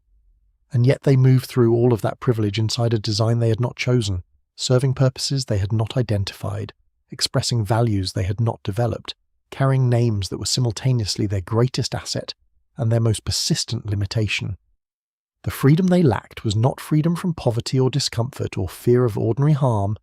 It was the freedom to become something outside the architecture of what they had been born into, the freedom that, in different circumstances, might have produced a musician, or a naturalist, or a man who built something small and genuine rather than managing something large and inherited. This is what the sons knew, those who were reflective enough to know it. Alfred Vanderbilt, the brother who received the bulk of the Cornelius II estate, who had been promoted over his elder brother as the principal heir, died aboard the Lusitania in 1915, having given his life jacket to a woman who could not swim. By accounts from survivors, he helped load lifeboats and refused rescue for himself, and was last seen standing on the deck as the ship went under, calm and apparently at peace. He was 37 years old. He had done in that moment something entirely his own, something that the trust structures and the will provisions and the management responsibilities of the Vanderbilt Railroad Empire had no authority over. In the last hour of his life, Alfred Vanderbilt was completely free, and what he chose to do with that freedom was to try to save the people around him. That detail belongs in this story because it is the story of what is possible when the architecture of the Patriarchs' design is suddenly, catastrophically removed. The ship sinks. The will no longer matters. The trustees are not present. The family name provides nothing useful in that particular situation, and what the son does, when all of that is gone and only the person remains, is the most honest thing we learn about who that person was underneath everything that had been built around him. Alfred Vanderbilt was, in the end, a good man. He had been many other things before that. An heir, a manager, a figure of social consequence, the chosen son of a man who had chosen him as an instrument of the family's perpetuation. But at the end, he was simply a person on a sinking ship, and the person made a choice, and the choice was generous. The night has its own depth now. You have travelled far through it, and the travelling has been slow, and the story has been unhurried. And what you carry now from this long passage through the houses of the old money families is not horror, but something quieter than horror. The particular weight of recognising the pattern in its details, the specific sadness of seeing what it cost the sons and the fathers both, the strange tenderness that comes from looking, without turning away, at the ways that human beings hurt each other when they are organised around something other than love. There were women in all of these households, and their relationship to what happened in them was more complex than the record usually acknowledges. They were not simply passive witnesses. They were active participants in the management of these family systems, sometimes on the side of the patriarchs' arrangements, and sometimes against them, sometimes serving as buffers between the patriarch's authority and the sons it was crushing, sometimes serving as the mechanism of that authority's extension into spaces the patriarch could not reach directly. They are the dimension of these stories that is most consistently absent from the historical accounts, and the dimension that, once recovered, changes the shape of the whole. Sophia Vanderbilt, the Commodore's first wife, appears in the historical record primarily as the mother who bailed Cornel out of debtor's prison, and the woman the Commodore had committed to the Bloomingdale Asylum, not, notably, for any actual evidence of mental illness, but because she had refused in 1844 to leave their Staten Island home and move to a new Manhattan house the Commodore had purchased without consulting her. She was committed for this refusal. The physicians at the asylum, apparently possessed of more common sense than the Commodore, sent her home within days. She returned to Staten Island. She moved eventually to Manhattan, as her husband had demanded. She absorbed the consequences of her opposition and found the terms of her continued existence. What she did with those terms, in the years that followed, was to become the person who mitigated the Commodore's extremes where she could. She bailed Cornel out when he landed in debtor's prison. She was, by accounts in the family record, the parent who was present in emotional terms when the Commodore was present only in terms of authority. She watched her husband have their son arrested, committed to an asylum, set up with an allowance calibrated to prevent independence, warned away from the family's business contacts. She witnessed all of this and could not stop it, but she did not stop being Cornel's mother in the ways available to her, and the ways available to her were small but not negligible. Her daughter Mary, who physically intervened when she heard the Commodore beating Cornel with a riding whip, who ran to the screaming, grabbed the whip from her father's hand, placed her own body between her father's violence and her brother's, appears in the record only in this single moment and then retreats back into the general obscurity where women of the Gilded Age are usually kept. But that single moment is worth holding. A teenage girl hearing her brother's screams, running toward them rather than away, taking hold of a riding whip in the hands of the most powerful man she'd ever known. This is not a passive witness. This is a person acting, in the way available to her, against a structure that was larger than she was. Alice Vanderbilt, who married Cornelius II and presided with him over the Mausoleum House on Fifth Avenue, had her own relationship to the pattern of control. She had been present when her husband disinherited their eldest son on the day of his wedding. She had supported that decision, or at minimum had not opposed it with the force that opposition would have required. She was, by accounts from her children, a woman who had organized herself around the Vanderbilt name and its perpetuation with the same completeness that her husband had. She was his partner in the management of the family's image. When the disinheritance happened, it happened with her presence and her silence, which amounted to her assent. But she also stayed in contact with her disinherited son after her husband's death. The relationship was strained and complicated and full of the unsaid things that are always present in family relationships, where significant harm has been done and no one is permitted to name it directly. She was the Vanderbilt dowager. She was the keeper of the house, and the name and the obligations of the family's public face. She was also a mother who had watched her son be cut from his inheritance on the day of his marriage, and she had not prevented it, and she had to live with that in the way that people live with the things they did not prevent. The mothers in these stories occupy a specific position, between the patriarch's authority and the son's vulnerability, able to mitigate but not to stop, able to witness but not to change the fundamental architecture of what was happening. They were not powerless. Some of them, like Sophia Vanderbilt, used what power they had consistently and at personal cost. Some of them, like Alice Vanderbilt, aligned themselves with the patriarch's arrangements and lived within the social position that alignment produced. Most of them existed somewhere in the complex middle territory between these poles, navigating the specific constraints of a world that gave wealthy women enormous social position and very little formal authority. The daughters had a different relationship to the problem. They were excluded from it, in the way that made exclusion a form of protection. The daughters of the Vanderbilt patriarch received their modest bequests, and married into other families and carried the name as a maiden name rather than as a going concern they were expected to perpetuate. They were not subjected to the same mechanisms of control that the sons experienced, because the mechanisms were designed for the sons, for the problem of an heir who might not be adequate to the task of perpetuating the fortune. Daughters were not expected to perpetuate the fortune. They were expected to represent it socially, to marry appropriately, to maintain the family's position in the networks of alliance and connection that defined upper-class life. These were real expectations with real consequences for failure. But they were not the same as the existential demand placed on the sons. Gertrude Vanderbilt Whitney, the daughter of Cornelius II, the sister of the disinherited Cornelius III and the chosen Alfred, built something genuinely her own out of the resources available to a Vanderbilt daughter of her generation. She became a sculptor and a collector, and the founder of the Whitney Museum of American Art, which became one of the most important institutions of American art in the 20th century.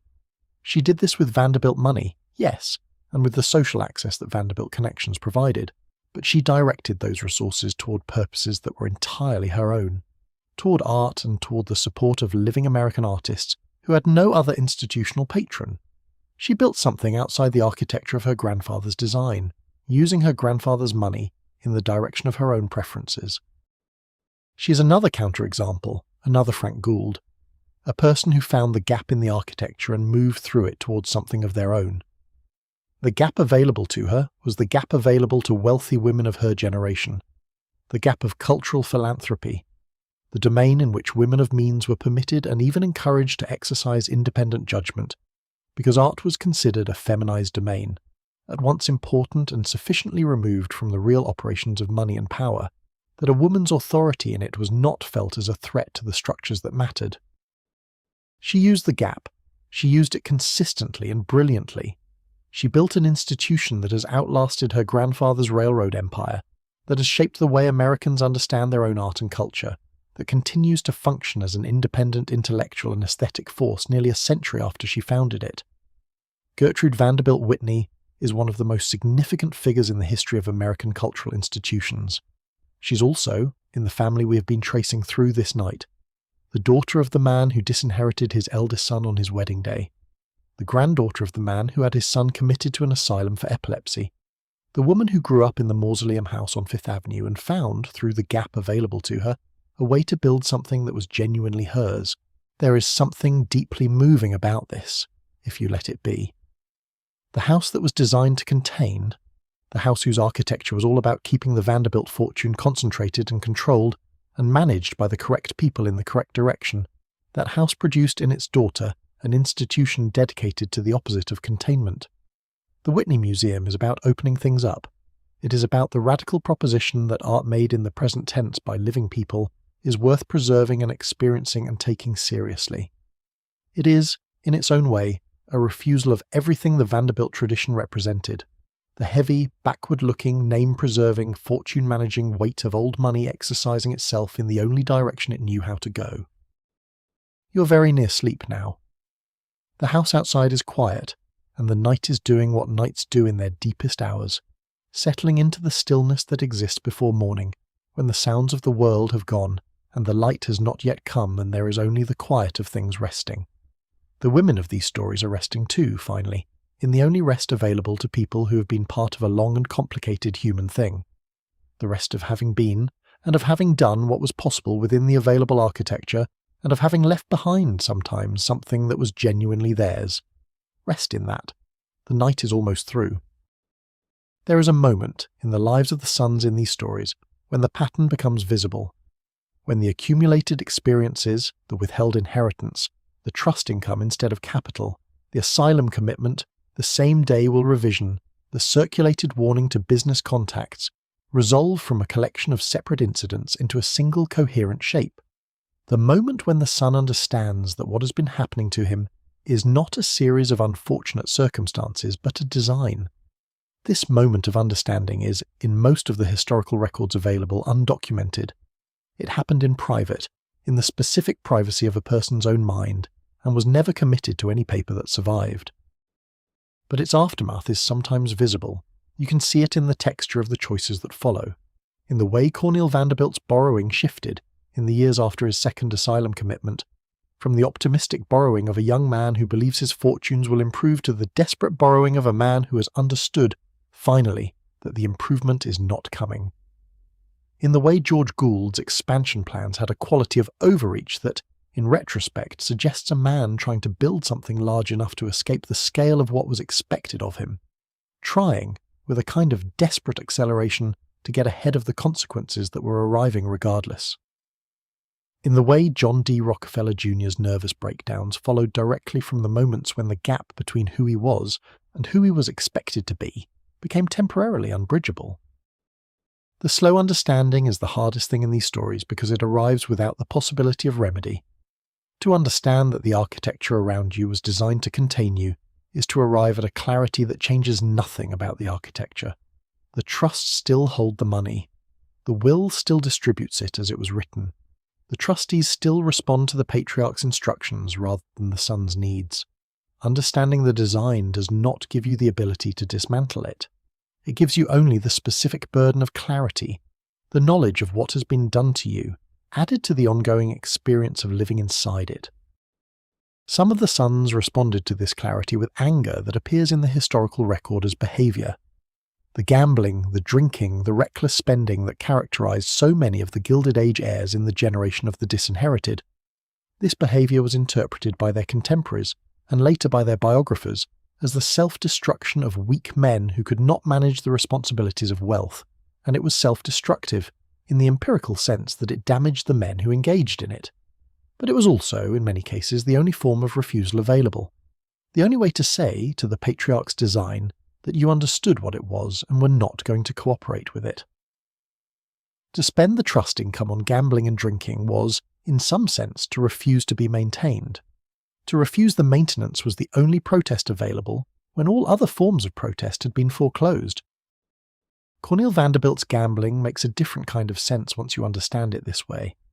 Not as the weakness of a man who could not control himself, but as the specific logic of a man who understood that the only power available to him was the power to destroy what the Patriarch had allocated for his maintenance.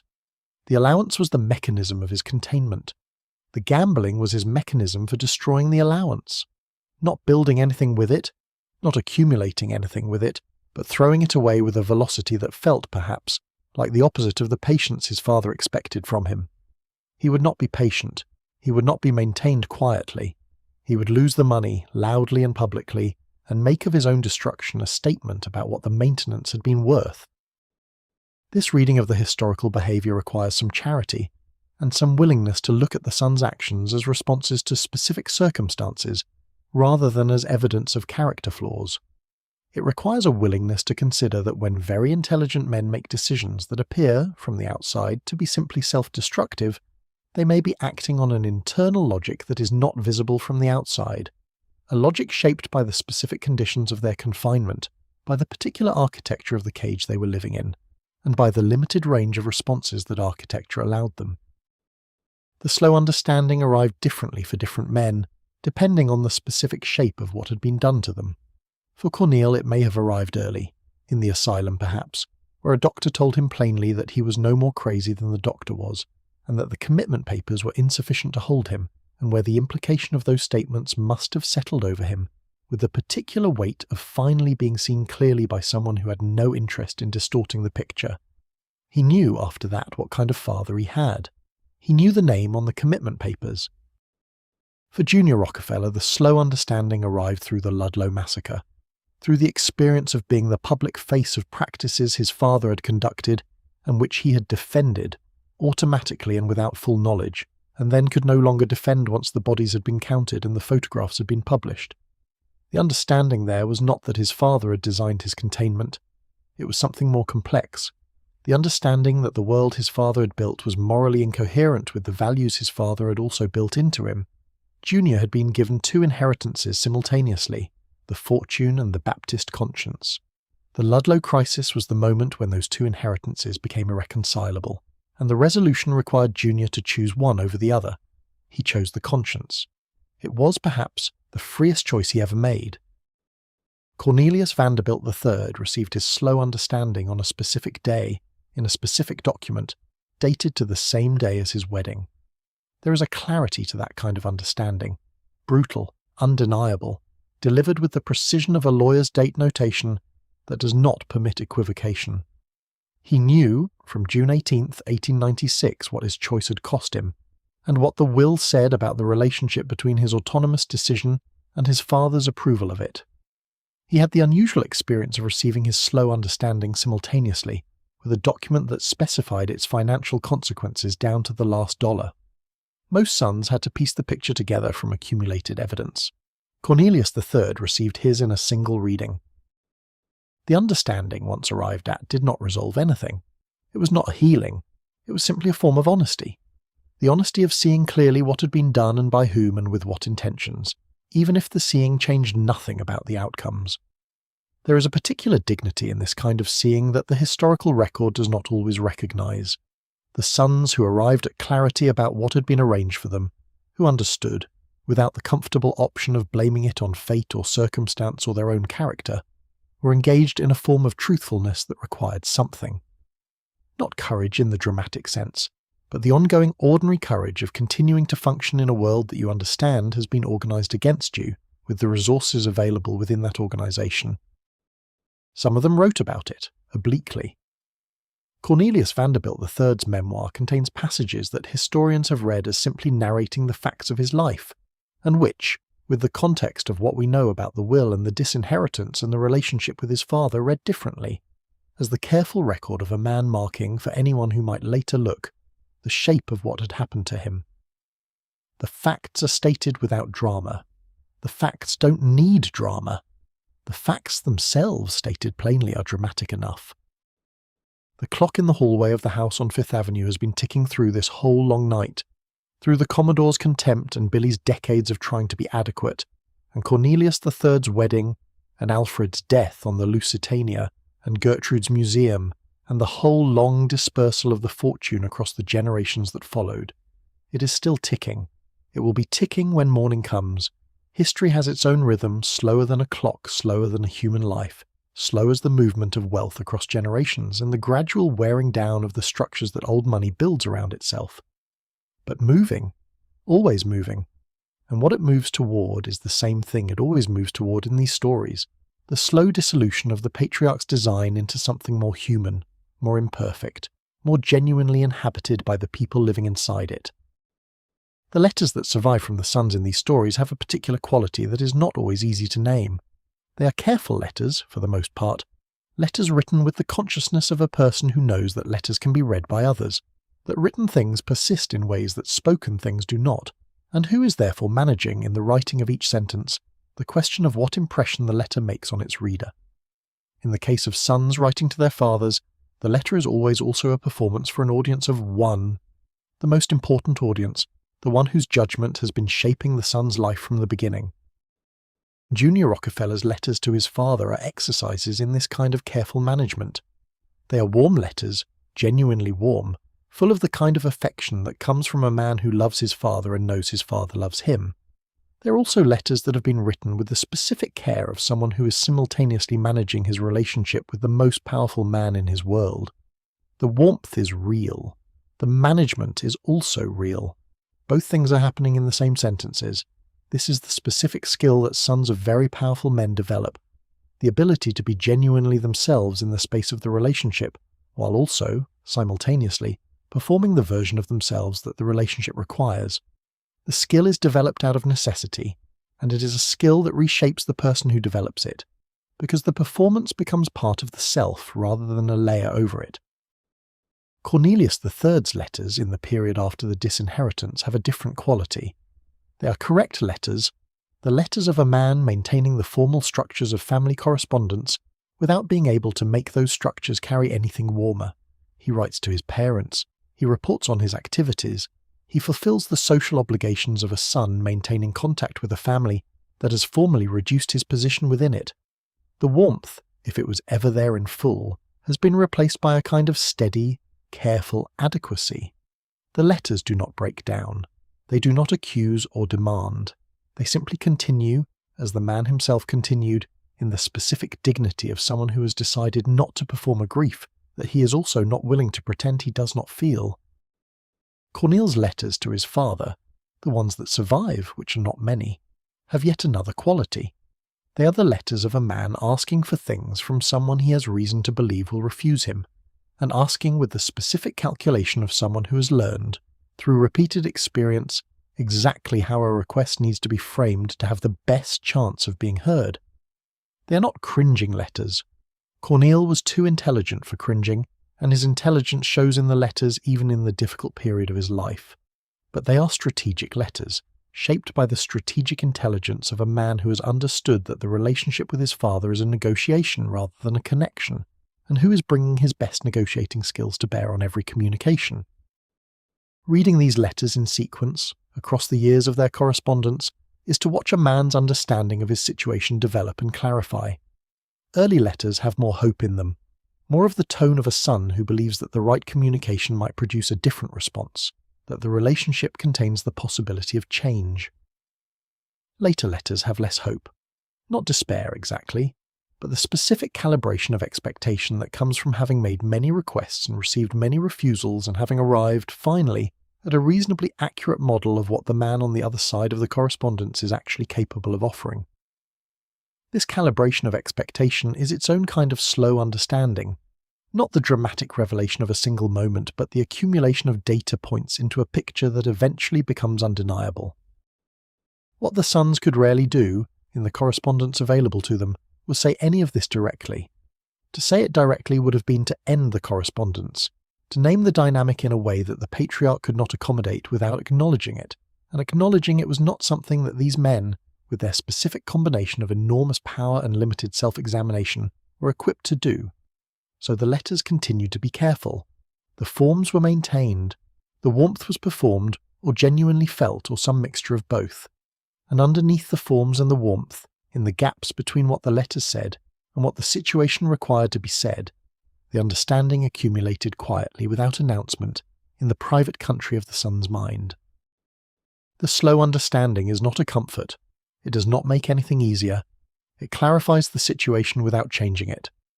But there is something that functions like dignity in the having of it, in arriving, after however many years of managed correspondence and conditional trust and calibrated maintenance, at a clear and honest view of what has been happening and by whom, and with what instruments. Cornel, in his statement that he would rather be a damn rascal than a lunatic, had arrived at this clarity. He knew what he was, and he knew what his father had been calling him, and he knew the difference, and he was naming the difference in the one venue where naming it had any practical consequence. This is dignity. Not the dignity of triumph, not the dignity of escape, but the dignity of honest witness, of seeing clearly and saying clearly at least once what has been seen. The historical record that now makes all of this visible is itself a form of the same dignity extended backward across time. The archives say, this happened. The documents say, this is how it was arranged. The court transcripts say, this is what the son asked for and this is what the family did to prevent him from having it. The dignity that Cornel requested in the habeas corpus proceedings, the dignity of being seen clearly as a person who made choices rather than an object being managed, is extended to him, belatedly, by the long view of history that looks at the same evidence and arrives at the same conclusion.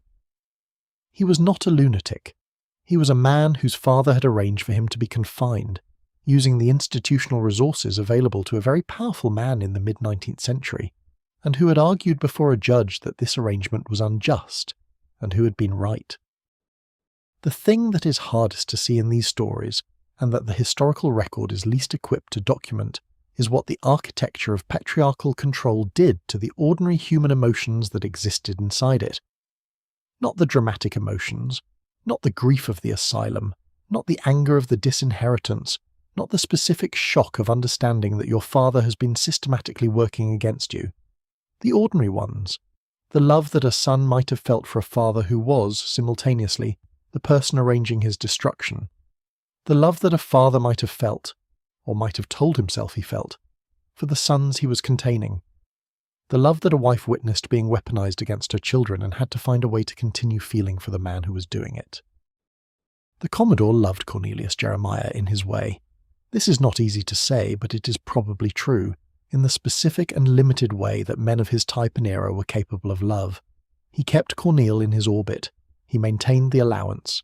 He arranged the farm in Hartford with the specific intention of giving his son somewhere comfortable to exist at a distance. These are not the actions of a man who felt nothing for his son.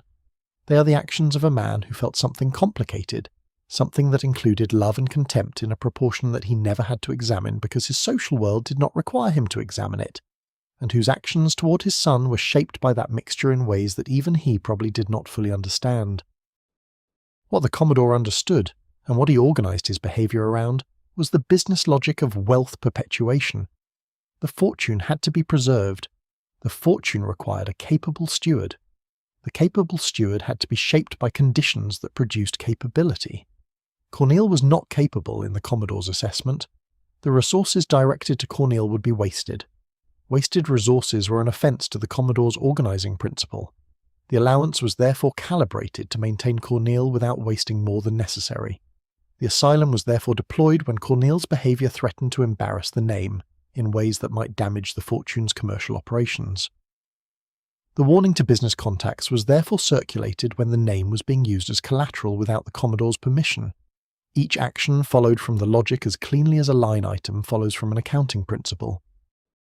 What this logic did not have room for was the question of what Cornel was actually experiencing, of whether the son on the other side of the accounting calculation was a person whose suffering mattered. The Commodore was not, in the conventional sense, incapable of caring about suffering. He had seen poverty. He had grown up in its vicinity. He knew what it felt like to need things and not have them. But his response to that knowledge was not compassion. It was the determination to be on the right side of the need, to have the resources that prevented need, in himself and in the enterprise that bore his name. Need, in his understanding, was weakness. Weakness was the enemy. When Cornel displayed weakness, when Cornel needed, and needed from the Commodore, and needed in ways the Commodore found embarrassing, the response was the only response the Commodore had available: control. The fathers in these stories did not, for the most part, dislike their sons. They managed their sons. The management looked, from a certain angle, like love, like providing for, like ensuring the continuation of, like preparing for the future. From another angle it looked like what it was: the deployment of enormous resources in the service of a single man's vision of what his sons should be. The sons experienced both angles simultaneously. They experienced the comfort and the security and the access and the social position that their father's fortunes provided. These were real, and they were not nothing. They also experienced the specifically calibrated management that ensured the comfort came at the cost of autonomy. Both things were true at once, and the living of both things at once was the particular experience of being a son in these families. The sons who loved their fathers most completely were, in several cases, the ones most thoroughly shaped by that love into the forms their fathers had designed. John D. Rockefeller Jr. loved his father. The love is evident in the letters, in the careful deference, the desire to please, the anxiety about failing to meet the standard, the relief when the father expressed satisfaction. It is the love of a man who has organized himself around the approval of a person he reveres, and who therefore cannot easily distinguish the parts of himself that are genuinely his from the parts that have been shaped by the long project of being what that person needed him to be. He was good at what he did. He was genuinely good, genuinely generous, genuinely conscientious, genuinely devoted to the causes he served. But the goodness had been cultivated in him by structures he had not chosen, toward purposes that had been defined before he was born, and the question of who he might have been without those structures was one he never had the opportunity to answer. Cornelius Vanderbilt III loved Grace Wilson enough to marry her against his father's explicit wishes, on the day his father had designated as the wedding date, which was itself a form of defiance, the choosing of the date that his father had tried to stop as the date on which to proceed. This was love with a spine. Love that had, at the centre of it, the will to pay the price, to arrive at the altar knowing that a document was being revised somewhere in the city that would change the financial shape of the rest of his life, and to arrive anyway. He kept that love. The marriage lasted. Grace Wilson was, by accounts, a woman of considerable character, someone who had entered the Vanderbilt family knowing the full cost of entry, and had committed to it without flinching. They made something real. What the record does not tell us, because the record is not equipped for this kind of introspection, is what Cornelius III felt toward his father in the years after the disinheritance. The letters available are formal and careful. The public record is, as public records tend to be, focused on externally visible events rather than on the interior quality of a man's experience. But there are small indicators, in the way he described the family in his memoir, in the particular cadence of his public statements about the past, in the quality of absence in his writing about his father, of a man who had been hurt in a way he had found a way to live with, but had never found a way to resolve. The hurt was the document. The document was dated. The date was his wedding day. He had chosen love on that day. His father had chosen something else. What his father had chosen was the perpetuation of an arrangement over the happiness of a child, not out of malice, not the Commodore's contempt, not the active campaigns of institutional commitment and public warning, simply out of the belief that the arrangement, the family name and fortune concentrated and managed by the correct heir, was more important than the autonomy of the son who had been designated for that role. It was a hierarchy of values that the third-generation Vanderbilts had absorbed entirely from their grandfather's example, modified by the social refinements of the intervening generation, but essentially unchanged in its fundamental ordering: the fortune first, the family second, the individual son wherever the ordering placed him. The love that existed in these families was real. It was not performed. It was felt on both sides, with the genuine warmth of people who are genuinely connected to one another. But it operated within a framework that consistently subordinated its expression to the requirements of wealth perpetuation. The fathers did not stop loving their sons when they institutionalized them, or revised their wills or circulated warnings to their business contacts. They continued to love them in the specific and limited way available within the framework. They maintained the allowances. They arranged the farms. They appeared sometimes at the hospital bedsides. They sent the letters. The love was present. It was simply organized, like everything else in these families, according to principles that had nothing to do with love. The sons felt this. They felt the love and the management simultaneously, the way you feel warmth from a fire that is also constraining your movement. The warmth is real. The constraint is real, and you cannot have one without the other as long as you are in that room. Some of them stayed in the room their whole lives because the warmth was substantial, and the cold outside was its own kind of suffering. Some of them left and found the cold, and discovered in it a version of themselves that the warmth had not permitted. All of them, the ones who stayed and the ones who left, carried in their bodies the specific knowledge of what it feels like to be loved in a way that is simultaneously constraining, to be held and controlled by the same pair of hands, to be supported and diminished by the same arrangement, to owe your existence to the same person who decided what that existence would be allowed to become. The night is almost over.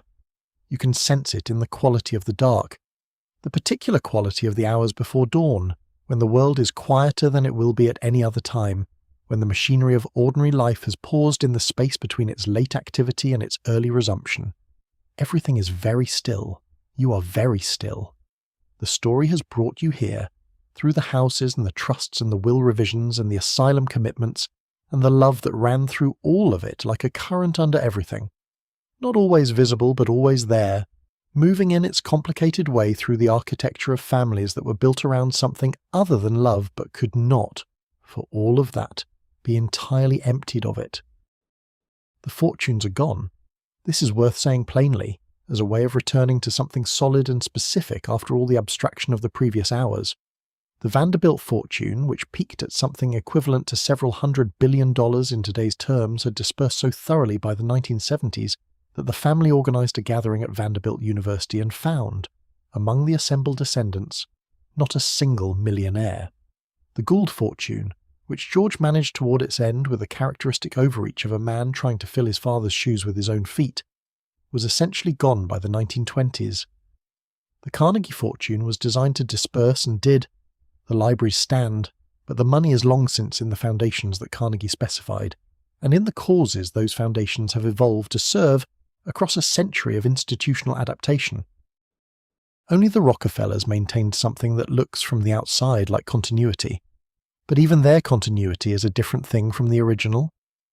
The fortune that John D. Sr. built through the near-monopolistic control of American oil refining is unrecognizable in the dispersed, foundational, trust-managed, socially responsible wealth of the contemporary Rockefeller family. It is the same name. It is not the same thing. The 21st century Rockefellers who advocate for divestment from fossil fuels are not stewards of the Standard Oil legacy. They are the great-great-grandchildren of a man who would not have recognized their values as his own, living inside a name that is now largely a philanthropic institution rather than an industrial dynasty. The names endure better than the money. The Vanderbilt name is on a university in Nashville, on a dormitory at Yale where Cornelius II endowed a memorial to his son who died of typhoid fever, on a medical center in New York, on the building that is now Bergdorf Goodman. The gates from the demolished mansion standing in Central Park, saved precisely because the family was gone and the house was coming down and someone thought the gates were worth keeping. The Carnegie name is on the libraries and the hall in New York and the university in Pittsburgh. The Gould name is on Lyndhurst, the Gothic Revival mansion now a museum in Tarrytown, preserved for the public as a piece of Gilded Age history. The names outlast everything else. The names are the most durable thing the Patriarchs made. What also endures, in a different way, is the pattern. Not in the old money families specifically. Those families have changed too much, their fortunes too dispersed, their authority too diluted, for the specific mechanisms of the Gilded Age to function as they once did. The pattern endures in the way that human patterns endure, not in the specific instances but in the underlying structure, which appears wherever very large amounts of concentrated wealth exist in proximity to family relationships. The specific tools change. The asylum is no longer available as a tool of family management. The will is somewhat harder to use as a weapon. The trust structure still exists and is still used in some of the same ways. But the underlying question, what do you do with a son who is not adequate to what the fortune requires? And the underlying answer, you manage him, you contain him, you arrange for the fortune's survival at the cost of the son's autonomy. These persist wherever the conditions exist that make them available. The most enduring legacy of the Gilded Age patriarchs is not the institutions they built or the fortunes they accumulated, or even the names they put on buildings. It is the set of ideas they embodied about the relationship between wealth and human worth. The idea that a person's value could be measured in their capacity to perpetuate capital, that a son who was not adequate to this task was a problem to be managed rather than a person to be loved, that the fortune was more real and more important and more worthy of preservation than the lives of the people through whom it passed. These ideas did not originate with the Vanderbilts and Carnegies and Rockefellers and Goulds. They were available in the culture that produced those men, waiting to be organized and institutionalized by people who had the resources to make them consequential. The patriarchs provided the scale. The ideas were already there. And something else endures, the sons themselves, in the traces they left in the record. Cornelius Vanderbilt's habeas corpus petition, in which he argued before a judge that he was not insane and should not be confined. The petition is still in the court record, still readable, still the voice of a man who had been told his whole life what he was and who was, in this one formal moment, telling the world what he knew himself to be. Alfred Vanderbilt giving his life jacket to a woman on the Lusitania, Gertrude Vanderbilt Whitney building a museum, Cornelius III's memoir carefully narrating the facts. Junior Rockefeller's response to Ludlow, the meetings with labour leaders, the policy changes, the genuine and ongoing effort to reconcile the family fortune with the world's needs. These are the traces of sons who, within the constraints available to them, insisted on their own humanity, who found, somewhere inside the architecture of their fathers' designs, the small private space of something genuinely theirs. The houses are gone mostly. The Vanderbilt mansion at 665th Avenue was demolished to make way for Bergdorf Goodman. The mansions at Newport, the Breakers, Marble House, Belcourt, are museums now, their rooms preserved behind velvet ropes for visitors who come to understand, or perhaps only to see with their own eyes, what it looked like when families had this much money and these many rooms, and this particular quality of heavy, ornate, carefully maintained private grandeur. Lyndhurst is a museum. The Carnegie Mansion in New York is now the Cooper Hewitt Smithsonian Design Museum. The private becomes public eventually. The intimate spaces of these families' lives become historical artifacts, preserved not for the families but for everyone. This is its own kind of justice, or at least its own kind of irony. The houses that were built to contain, to house the fortune, to manage the family, to project the correct image to the world while keeping the correct workings hidden inside, become the places where the public comes to look. The velvet ropes direct them through rooms designed to impress and intimidate. The plaques tell the official history, the guides explain the architecture. But the history underneath the official history, the commitment papers, the will revisions, the circulated warnings, the allowances calibrated to prevent independence, this history is also available now in the archives and the biographies and the long patient work of historians who have spent their careers reading the letters that were never meant to be read. The record is the democracy of the long view. The patriarch's control was absolute in his lifetime. He decided what was said and what was kept quiet and what appeared in the newspapers and what was filed away in private correspondence. But the correspondence survives. The court documents survive. The deposition transcripts survive. The family memoirs, some of them, survive. And in the long run, the son who was committed to an asylum without justification, and the daughter who grabbed a riding whip from her father's hand, and the wife who was committed for refusing to move to Manhattan, they survive in the record too, alongside the Commodore and his $100 million and his name on the university. They are there. They were always there. It is only the access to the record that changes. The morning is very close now. You can feel it in the quality of the stillness. not the deep stillness of the middle night, but the particular stillness of the hours just before light, when everything is resting in the pause between the night's end and the day's beginning. The houses we have visited are in this stillness. The streets outside them are empty except for the occasional early mover, the delivery cart, the worker whose day begins before most people's awareness of a day beginning. The gas lamps are still burning, or the electric lamps, depending on the era. The night watchmen are at their posts, the clocks are still counting. The story has brought you here, through all those rooms and all those years, to this quiet place at the edge of sleep and the edge of morning. What you carry from the night is not horror and not triumph. It is something quieter than either. The particular weight of having seen something clearly, of having held the record in your attention without turning away, of knowing the shape of what happens when human institutions are organized around the wrong thing. The wrong thing in these stories was always the fortune, the idea that the fortune was more real and more deserving of perpetuation than the people through whom it passed. The right thing was always the people, the sons, the daughters, the wives who grabbed the riding whip, the men who gave their life jackets to strangers, the women who built the museums. The story knows this. The night has been long enough to know it fully.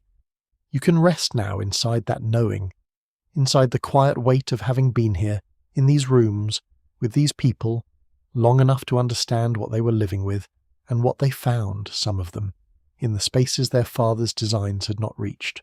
The warmth of what is around you is entirely yours. The room you are in is not locked from the outside. The night is almost done. Sleep is very close. Let it come. The specific weight of what has been told tonight is not a burden to carry forward into sleep. It is a weight that can be set down now, gently, at the edge of consciousness, where things are put down before the mind releases its hold on the day, and the waking, and the attending. Set it down there. The names can rest, the histories can rest. The long record of fathers and sons and the machinery of inherited power can rest, as everything rests at the end of the night's telling, in the soft archive of things understood and released. You have been here. You have received what the night had to give.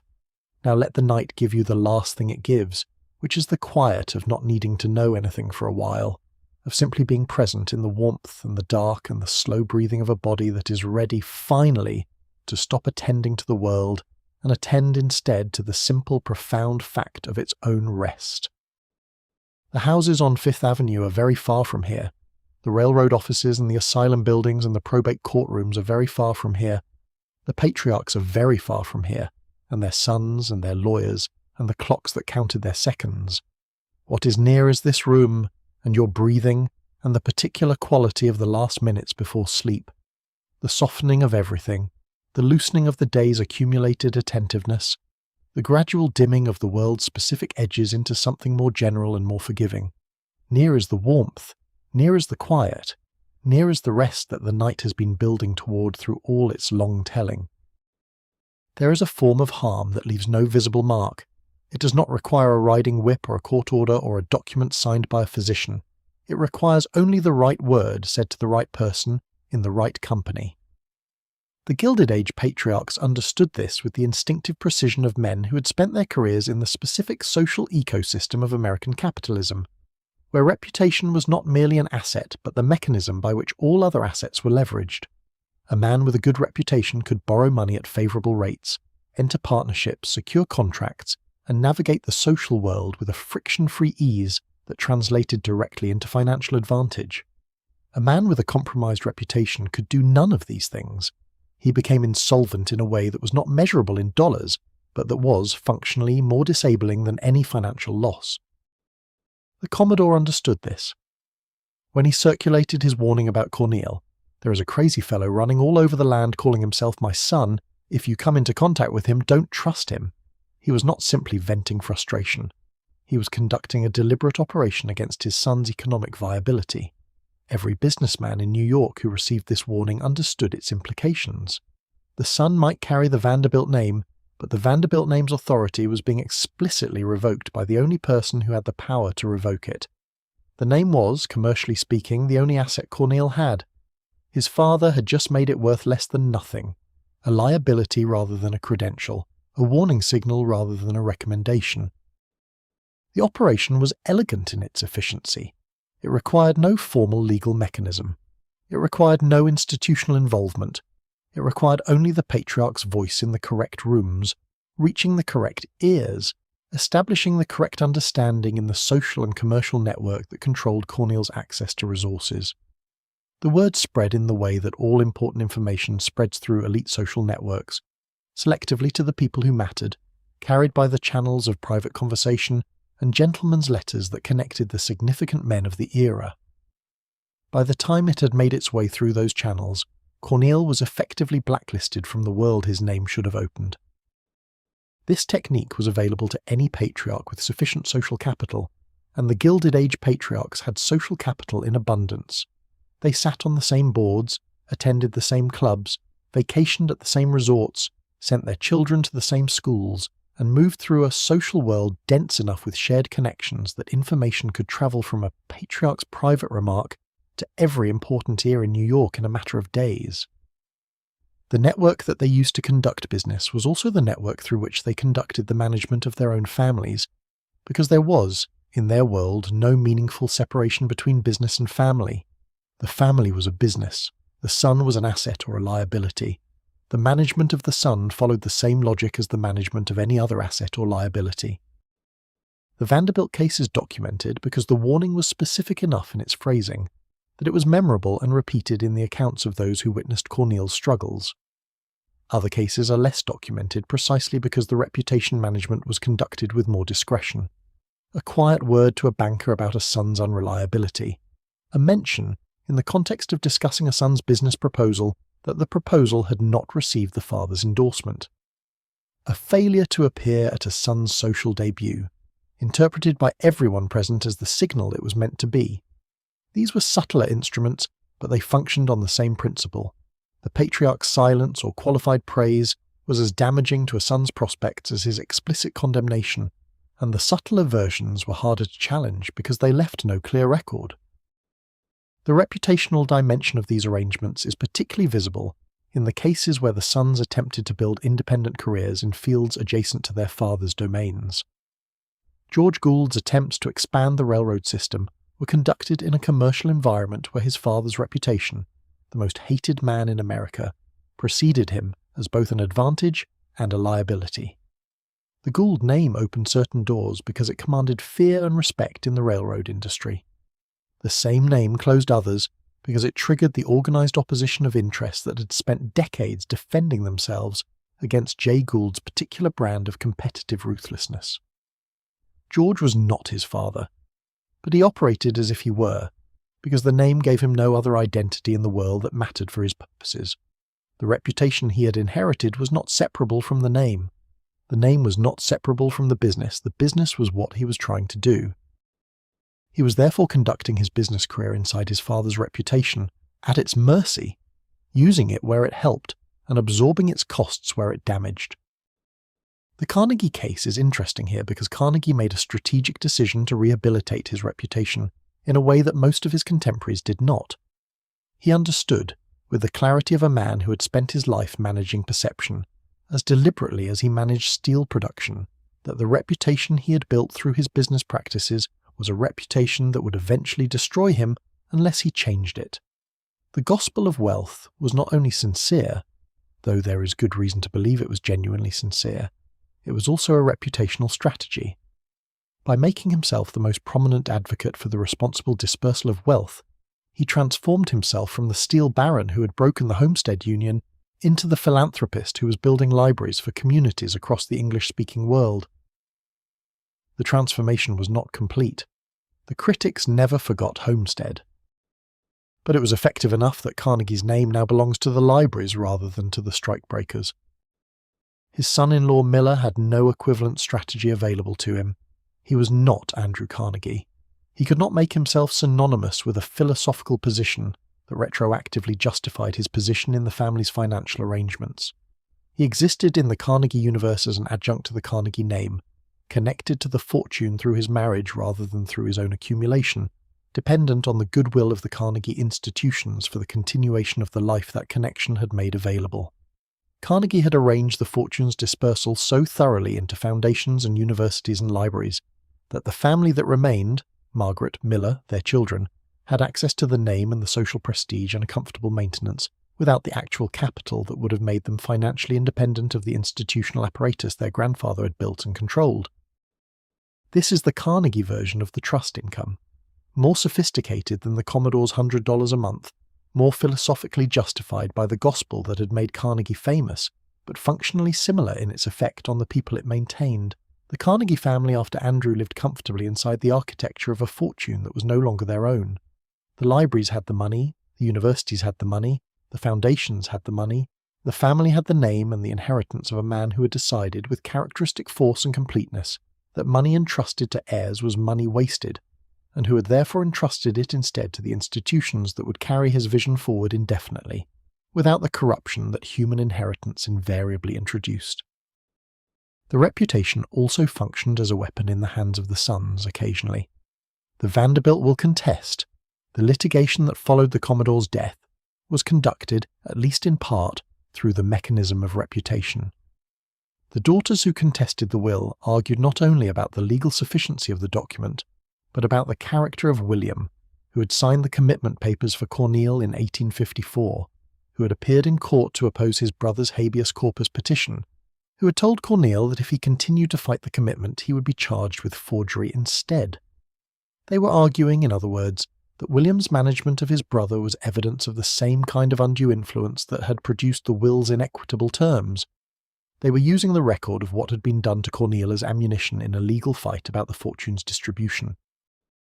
The courts were not, ultimately, designed to adjudicate this kind of harm. The legal system of the period was built around the enforcement of documents, rather than the evaluation of the relationships that produced them. A will was a will if it had been properly executed. The question of whether the relationships that shaped its terms were healthy was not a question that 19th century probate courts were equipped or inclined to ask. The cases that came closest to asking it, the testimony about the Commodore's management of Cornelius, the evidence about William's role in the asylum commitment, were absorbed into the legal process and rendered in the terms that law could handle. Were the commitment papers sufficient? Was the will properly executed? Was the financial settlement adequate to prevent continued litigation?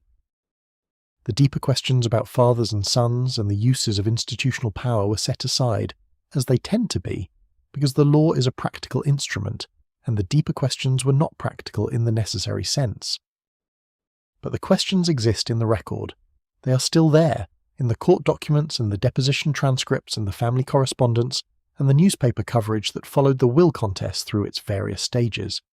Anyone who wants to ask them can find the material that illuminates them, if they are willing to look past the legal summaries into the texture of the original documents. The Commodore is there in his own words, warning the business community about his crazy son. Cornelius is there in his own words, arguing before a judge that he is not crazy. The doctor is there, telling him that he is no more crazy than the doctor is. The brother William is there, telling Cornelius that if he keeps fighting the commitment he will be charged with forgery. The record is complete in its own way. It has always been complete. What has changed across the century since these documents were filed is the willingness to read them for what they actually say. The third generation inherited two things simultaneously, and the two things were in permanent tension with each other. They inherited the money, or the fraction of the money that the trust had preserved, and the second generation's management had not diminished, and they inherited the patterns. The patterns were more durable than the money. The money could be lost, and in most of these families it was eventually in ways that the patriarchs had spent their lives trying to prevent. The patterns persisted long after the money was gone, which is the thing that makes these stories more than economic histories. They are the stories of what one generation builds into the next, not in the ways they intend, but in the ways that experience shapes behaviour before the experience can be consciously examined and chosen. Reginald Vanderbilt, the third son of Cornelius Vanderbilt II and the fourth-generation heir to the Commodore's fortune, was described by those who knew him as an avid gambler and a playboy. The vocabulary of his era's disapproval applied to a man who had been born into enormous wealth and was spending it in the ways that very wealthy young men in the early 20th century spent it, which was to say rapidly and on pleasures that did not accumulate. He gambled at cards, he kept horses, he married twice, the second marriage producing Gloria Vanderbilt, who would become a fashion designer and society figure, and the mother of the journalist Anderson Cooper. Reggie Vanderbilt died in 1925 at the age of 45 of cirrhosis, having disposed of a significant portion of the share of the Vanderbilt fortune that had been entrusted to him by the trusts his father's estate had created. He had not been given, in his own upbringing, the tools to do anything differently. His grandfather, Cornelius II, had presided over the Mausoleum House on Fifth Avenue, the house his children described as oppressive and isolating, a monument to the family name rather than a home for the family. His father had died when Reggie was 19, struck by a cerebral hemorrhage after years of being reduced by the stroke that had followed his eldest son's defiant wedding. The family Reggie grew up in was organised, as it had always been organised, around the preservation of the Vanderbilt name and fortune rather than around the flourishing of the children who were supposed to inherit both. He had been told what he was supposed to become. He had not been given the emotional architecture to become it. His daughter Gloria, born in 1924, grew up in what she later described as a childhood of neglect. Her father died when she was 18 months old. Her mother, a young socialite herself, was not equipped or particularly inclined to provide the stable nurturing presence that a very small child requires. The extended Vanderbilt family became involved in Gloria's upbringing in the way that extended families in these situations become involved. Not warmly, not with the genuine tenderness of people who want to parent, but institutionally, with a specific concern for the name and the fortune and the correct management of the heir. A custody battle followed, in 1934, in which Gloria's aunt Gertrude Vanderbilt Whitney, the sculptor, the museum founder, the woman who had built something genuinely her own, sought and obtained custody of 10-year-old Gloria from her mother, on the grounds that the mother was an unfit parent. The custody battle was public in the way that Vanderbilt legal proceedings tended to be public. Front-page news, breathless coverage of the family dynamics and the maternal failures, and the child at the centre of it all, sitting in a courtroom at 10 years old while adults argued about who she belonged to. It was, in its way, the latest instance of the family's long tradition of conducting its internal management through institutional processes, through courts and trustees and formal legal proceedings, rather than through the kind of private relational resolution that would have been available to families organised around the actual welfare of their children. Gloria Vanderbilt grew up to build something of her own, as Gertrude Vanderbilt Whitney had.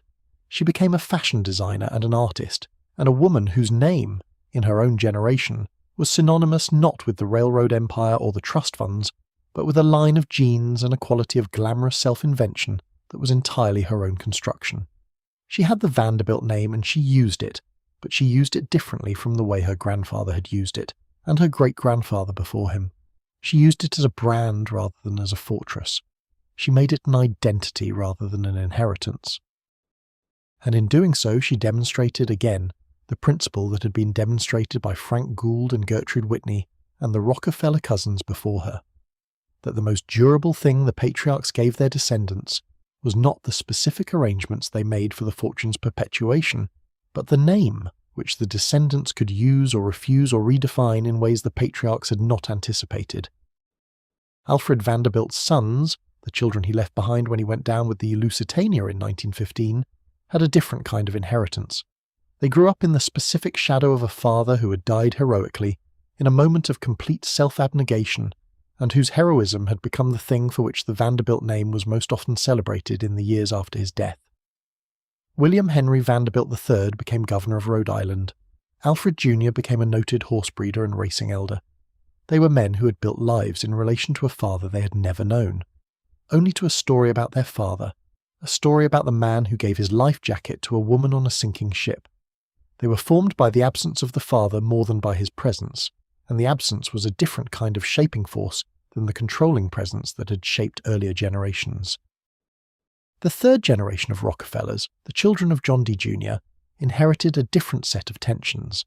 They had a father whose entire life had been organised around reconciling the Rockefeller fortune with the world's moral requirements, and who had achieved this reconciliation through decades of philanthropy and labour reform and conservation and cultural investment.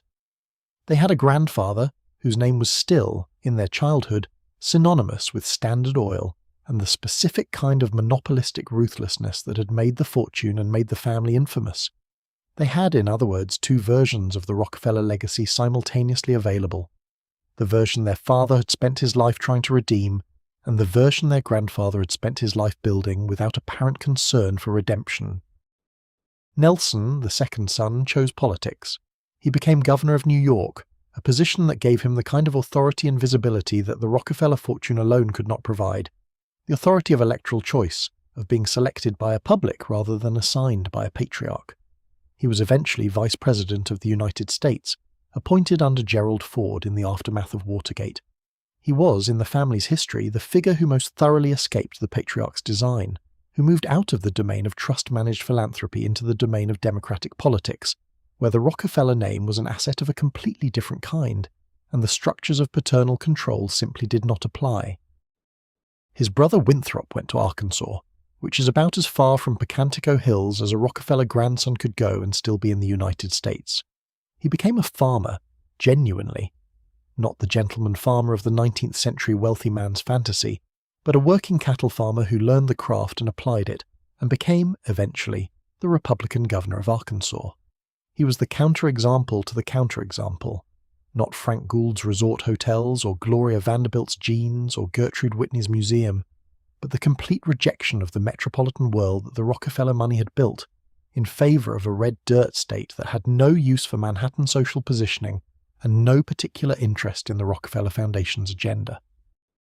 The patterns across these third generations is of dispersal, of the patriarch's design encountering the reality that human beings, given sufficient time and distance, tend to move in directions that the patriarch did not specify. The trusts dispersed the money. The generations dispersed the patterns. Not cleanly, not completely.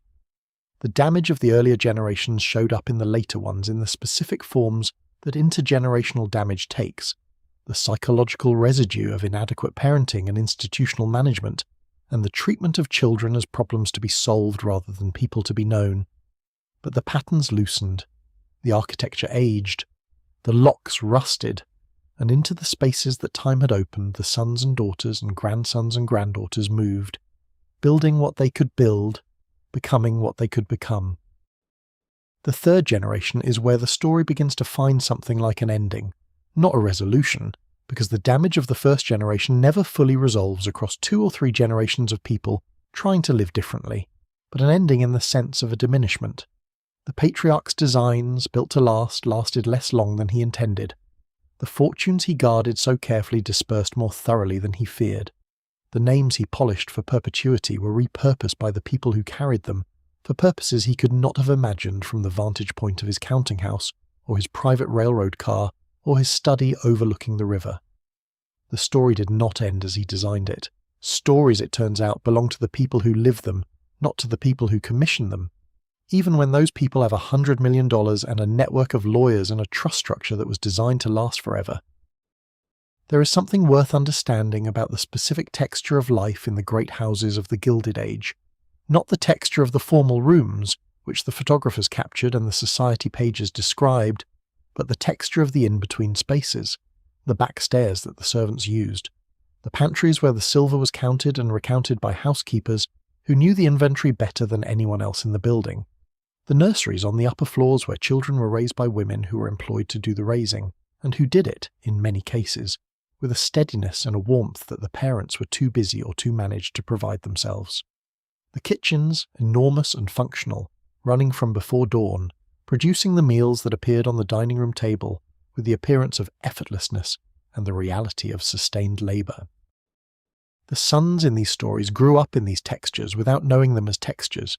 They knew the formal rooms, the dining rooms and the libraries and the reception rooms where their fathers conducted business and their mothers conducted social life. They knew the nurseries in the way that children know the spaces where they spend their youngest years, not analytically but bodily, as warmth and smell and sound.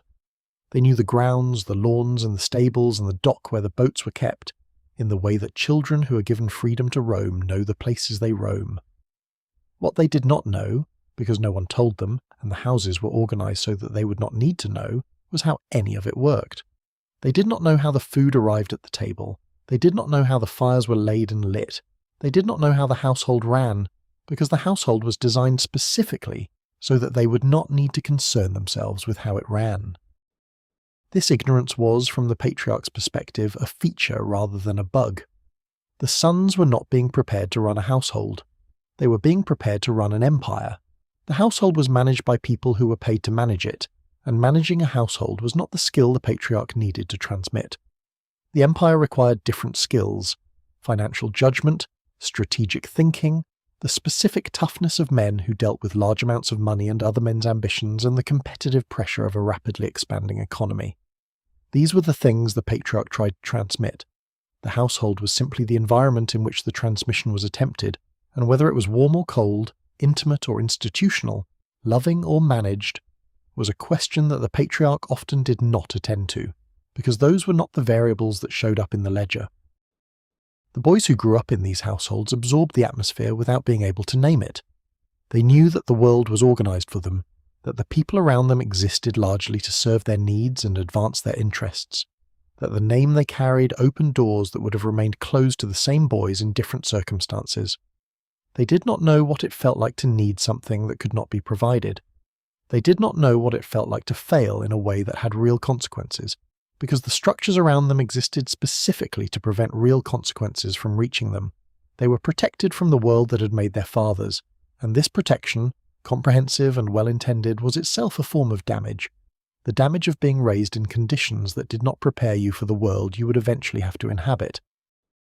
The world the sons inhabited was, by the time they were adults, already changing from the world that had made the patriarchs. The Gilded Age was giving way to the progressive era. The monopolies were being broken up, the labour movement was gaining strength, the government was beginning to regulate the practices that had made the great fortunes possible.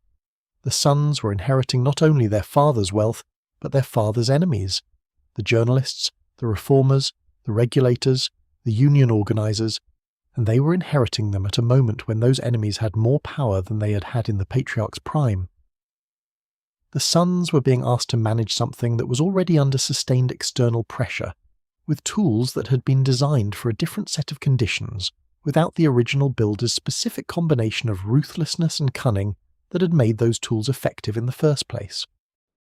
What they needed, and what their fathers could not give them, was not more money. The money was there, or most of it was.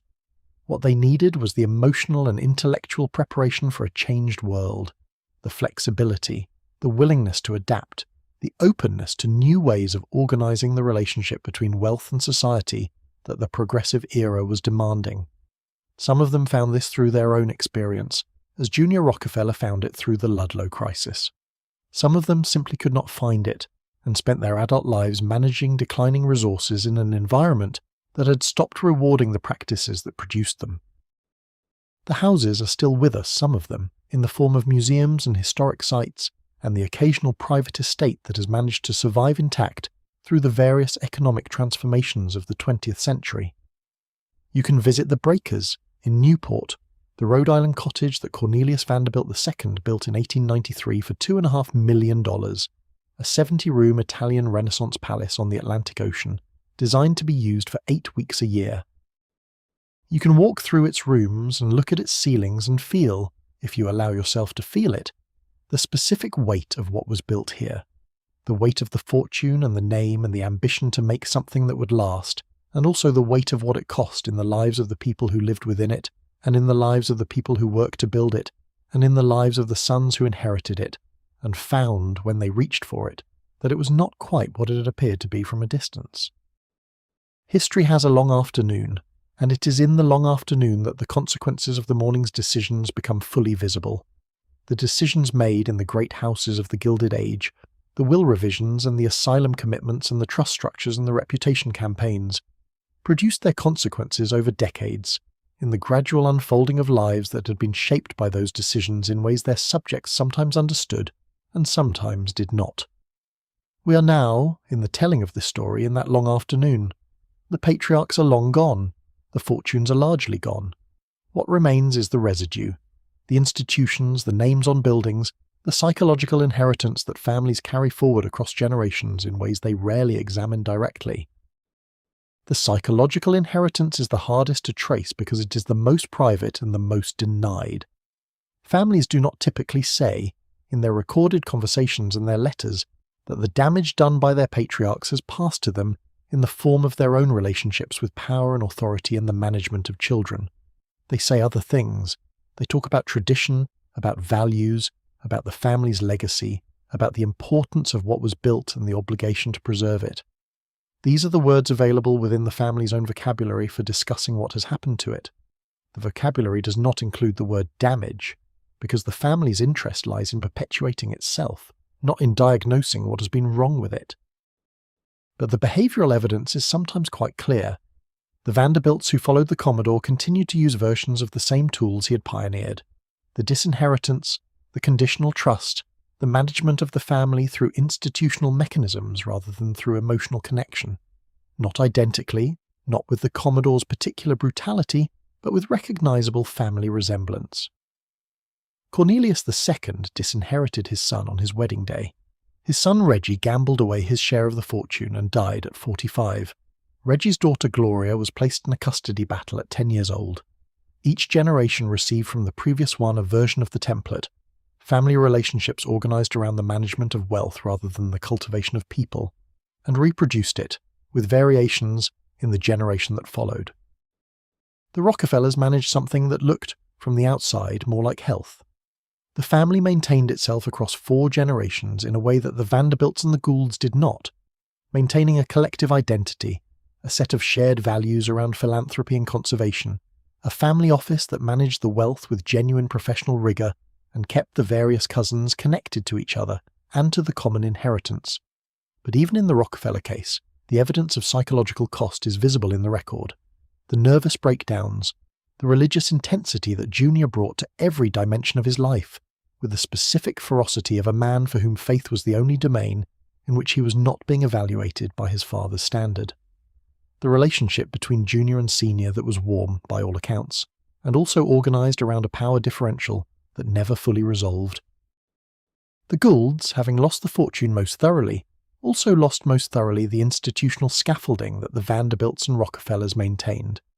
Without the foundations and the family offices and the concentrated wealth that makes collective identity possible, the Gould family dispersed into their various individual lives, Frank in France, the others in their various accommodations with the diminishment of the inheritance, the siblings fighting over the remnants of George's mismanagement in 4 years of legal proceedings that consumed $2.5 million in legal fees. The Gould name persists on Lyndhurst, which is worth visiting if you have the opportunity. The Gothic revival stone of the mansion, the sweeping lawns, the river view from the grounds that Jay Gould would have surveyed with the satisfaction of a man who had built something that would last. The building lasted. The dynasty did not. The Carnegie libraries are the most durable of these legacies, and also the most honest. They are what Carnegie said they were: buildings placed in communities for the use of those communities, available to anyone who needed them. Not monuments to the Carnegie name so much as monuments to the Carnegie conviction that access to books was the foundational condition for the kind of self-improvement he himself had undergone. They are still operating. Many of them have been updated and expanded. They serve communities that in some cases have no other public library facilities. They are, in the practical daily sense, the most useful thing that any of the Gilded Age fortunes produced. They are also, in the specific sense that matters for this story, the thing that Carnegie built specifically to prevent from being inherited, the alternative to the family dynasty, the institutional channel through which the fortune could flow without passing through heirs who might misuse it. This is the Carnegie paradox. He built something that would outlast all the family dynasties because he was unwilling to trust a family dynasty with what he had built. His libraries are still standing when the Vanderbilt mansion on Fifth Avenue is a department store and the Gould mansion is a museum. His name is on buildings that serve people his fortune would never otherwise have reached. And the price of this, the thing it cost, is the family he might have left behind. Margaret lived comfortably. Her children and grandchildren lived comfortably. But the sustained institutional power that the Rockefellers maintained across 4 generations, through the careful management of a concentrated fortune that remained usable by the family, this the Carnegies did not have. Carnegie had decided before his daughter was born that this was the right trade-off, that the libraries were more important than the dynasty. He may have been right. He did not ask Margaret. The institutional legacies, the foundations and museums and universities and libraries and the names on the buildings, are how the patriarchs persist into the present tense. They are the mechanism by which men who have been dead for a century continue to shape the allocation of resources and the direction of public attention and the organization of certain important institutions. The Rockefeller Foundation is still operating, still funding global health initiatives and climate resilience projects, and the complex international development work that its founder could not have imagined and would not have funded directly. It is a version of John D. Rockefeller Sr. that has been modified by a century of institutional adaptation, but it is still, in some fundamental sense, an expression of his conviction that concentrated resources, properly managed, could be directed at significant problems. The conviction persists. The man is gone. What is also gone, and what is harder to recover once it has gone, is the full weight of what these institutions cost. The Rockefeller Foundation exists because John D. Sr. built Standard Oil in ways that devastated competitors and created a monopoly that the courts eventually broke up as illegal. The Carnegie Libraries exist because Carnegie ran a steel operation that broke the Homestead Union in a strike of extraordinary violence. The Vanderbilt University exists because the Commodore built his railroad empire through practices that included stock manipulation, bribery of legislators, and the strategic destruction of competing businesses. These costs are not hidden exactly. The history is documented, the biographies exist, the court records survive, but they tend to be separated in public memory from the institutions that the fortunes produced. The library is the library. The steel strike is the steel strike. The mind does not naturally connect them. The sons who are damaged connect them. Or rather, they are the connection, the human cost that sits between the practices that built the fortunes and the institutions that dispersed them.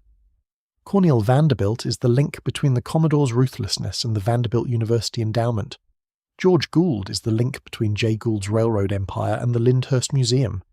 Junior Rockefeller is the link between Standard Oil and the Rockefeller Center and the Rockefeller Foundation and the preserved redwood forests and the colonial Williamsburg restoration.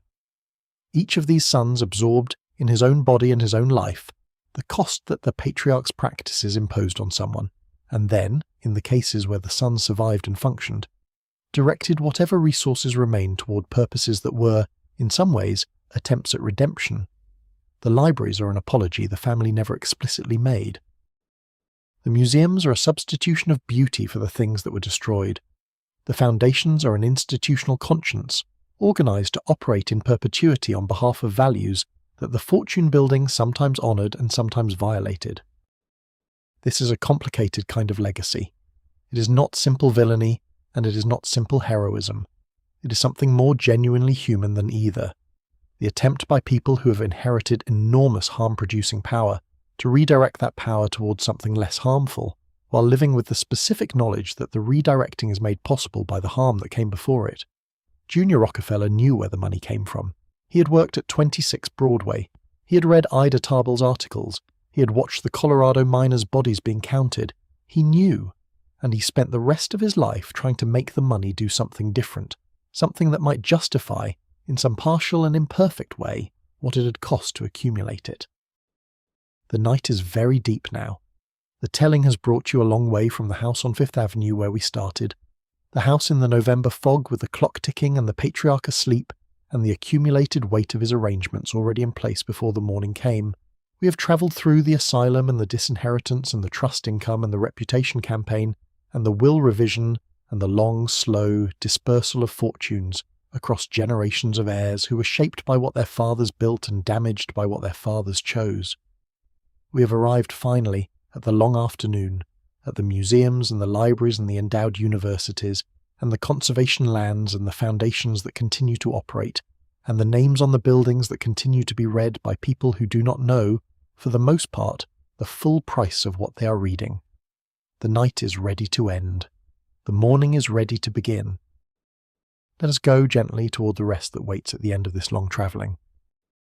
The stories we have been tracing through this long night are not only the stories of individual families, they are also the stories of a social system, of the specific way that American capitalism organized itself in the decades after the Civil War, when the great fortunes were being built and the great families were being constituted, and when the question of how wealth moved from one generation to the next was being answered, in practice, by the men who had the wealth and the lawyers who served them. The answers they gave to that question shaped not only their own families, but the broader culture of wealth and inheritance that persisted, in its essential outlines, through the 20th century and into the 21st.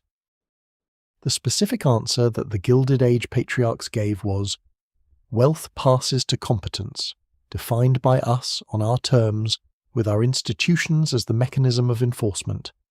This was not a neutral answer. It was an answer that reflected the specific values of the men who gave it, the values of self-made men who had built their fortunes through the exercise of a particular kind of capability, and who therefore regarded that capability as the measure of all human worth. Competence, in their definition, meant the ability to accumulate and grow capital in the specific economic environment of late 19th century American capitalism. Anything else?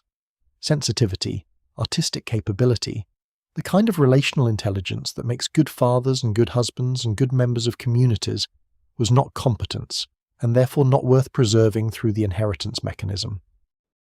This definition of competence was, of course, self-serving. It defined as valuable exactly the qualities that the patriarchs possessed, and defined as irrelevant exactly the qualities they did not. But it was also, in its own terms, coherent. These men had built things that were genuinely impressive by any measure of scale and efficiency. They had organized the American economy in ways that were transformative, that moved goods across the continent faster and cheaper than had ever been possible before, that produced steel and refined oil, and distributed information on a scale that the previous generation could not have imagined. The capability that produced these things was real, and the patriarch's conviction that it was worth preserving was not entirely irrational. What was irrational was the conviction that this capability could be preserved through the specific mechanisms they designed, through the strategic management of sons, through the concentrated bequests to the most capable heir, through the trust structures that maintained the principal while distributing the income. These mechanisms preserved the capital for a time. They did not preserve the capability. The capability had been produced by conditions that could not be reproduced in a son raised in privilege, by the scarcity and the hunger and the necessity of the original fortune builder's early life, which gave him both the drive and the specific kind of cunning that scarcity produces in people who are intelligent enough to use it. The trust fund produced a different kind of person. The different kind of person was not equipped for the task the trust fund was designed to support. This was the fundamental contradiction at the heart of every Gilded Age inheritance strategy, and no amount of legal engineering could resolve it. The sociologists who studied American class in the 20th century identified a version of this pattern that they called the rags to rags cycle. The three-generation pattern in which the first generation builds, the second generation manages, and the third generation depletes. This pattern was so consistent across American wealthy families that it attracted sustained academic attention, and the explanation that emerged from that attention was essentially the one the Carnegie had articulated in his Gospel of Wealth. Without the benefit of sociological training, inherited wealth removes the conditions that produced it, and the removal of those conditions produces people who are less capable of maintaining what was built than the person who built it. The patriarchs knew this, in their bones, even if they could not articulate it in academic terms. They felt the inadequacy of their sons in the specific way that men who built great things feel the inadequacy of the people who are supposed to carry those things forward. The inadequacy was not, in most cases, the sons' fault. The sons were the products of the environment their fathers had created for them, an environment of comfort and access and management, and the steady performance of a life organized around the family's reputation and the family's fortune and the family's obligations, without the friction and the scarcity and the necessity that had made the founders who they were. The sons were, in the truest sense, the father's creation, and the fathers, looking at what they had created, found it inadequate for the task they had in mind. This is the tragedy at the centre of these stories, and it is a structural tragedy rather than a moral one. The patriarchs were not, for the most part, consciously cruel.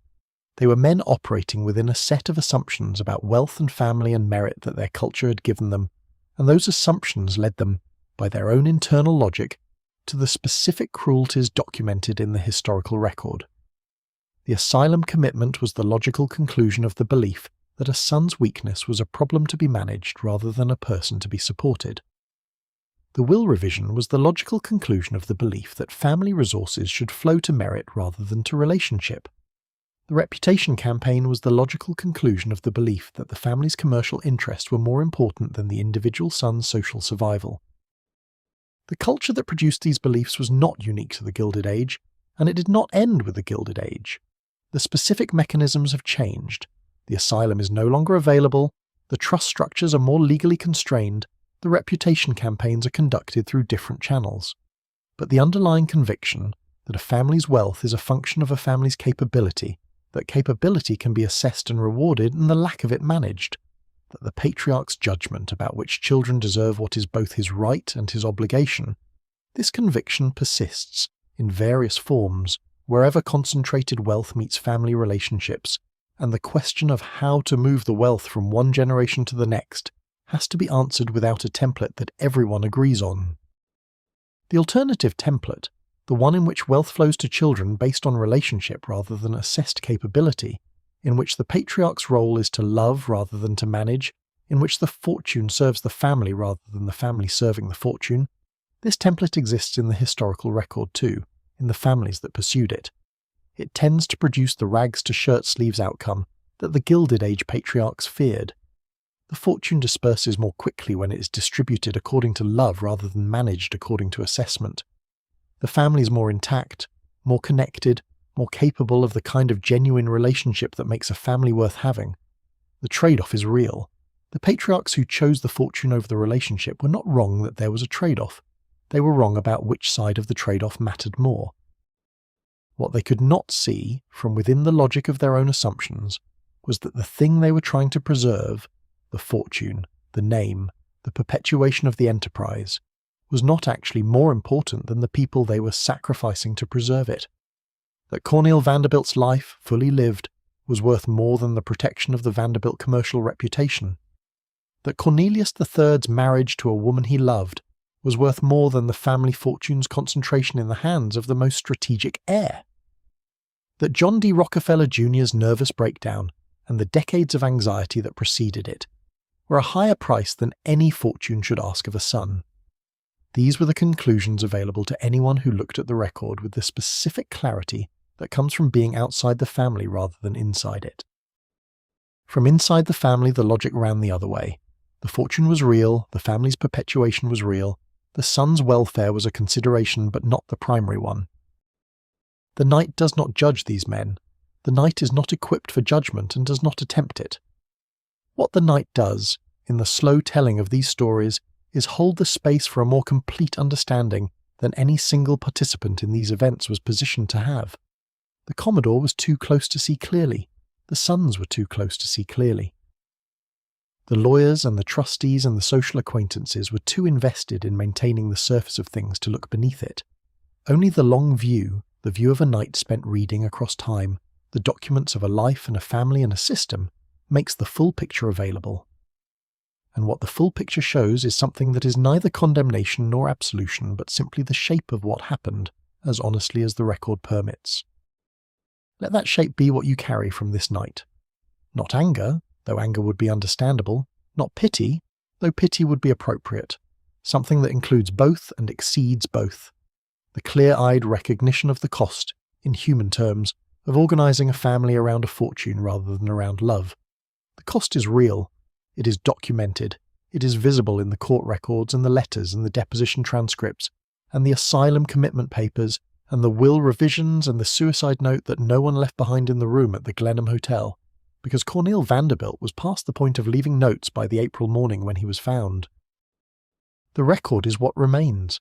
The record is what we have visited tonight, slowly and at the pace the night permits.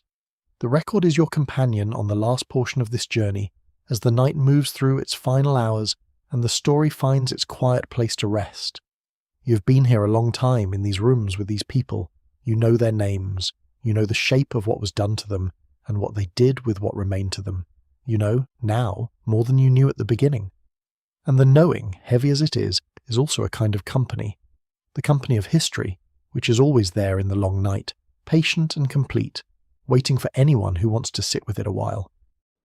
Thank you so much for watching.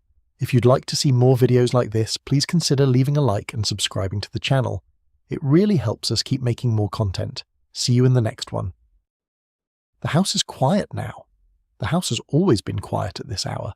The particular quiet of a building that has held its shape through the night, through all the weather that came and went and will come again, holding steady through it all. The rooms are dark. The furniture is in its places. The portraits on the walls are watching the empty corridors, as they have been watching for a very long time, with the patience of things that do not need to sleep. Outside, the city is in its last stillness before morning. The streets are empty and wet from rain that came while you were travelling through the night's story. The lamps are still burning, small and steady, their reflections in the wet pavement making doubles of themselves. Two flames where there is only one, each one as real as the other, the way memory makes doubles of the past. The river is moving quietly somewhere beyond the buildings. It has been moving all night. It will keep moving when the morning comes. You are very still. Your breathing has found its own slow rhythm, the rhythm of a body that has released the day's requirements and is settling into the particular weight of rest.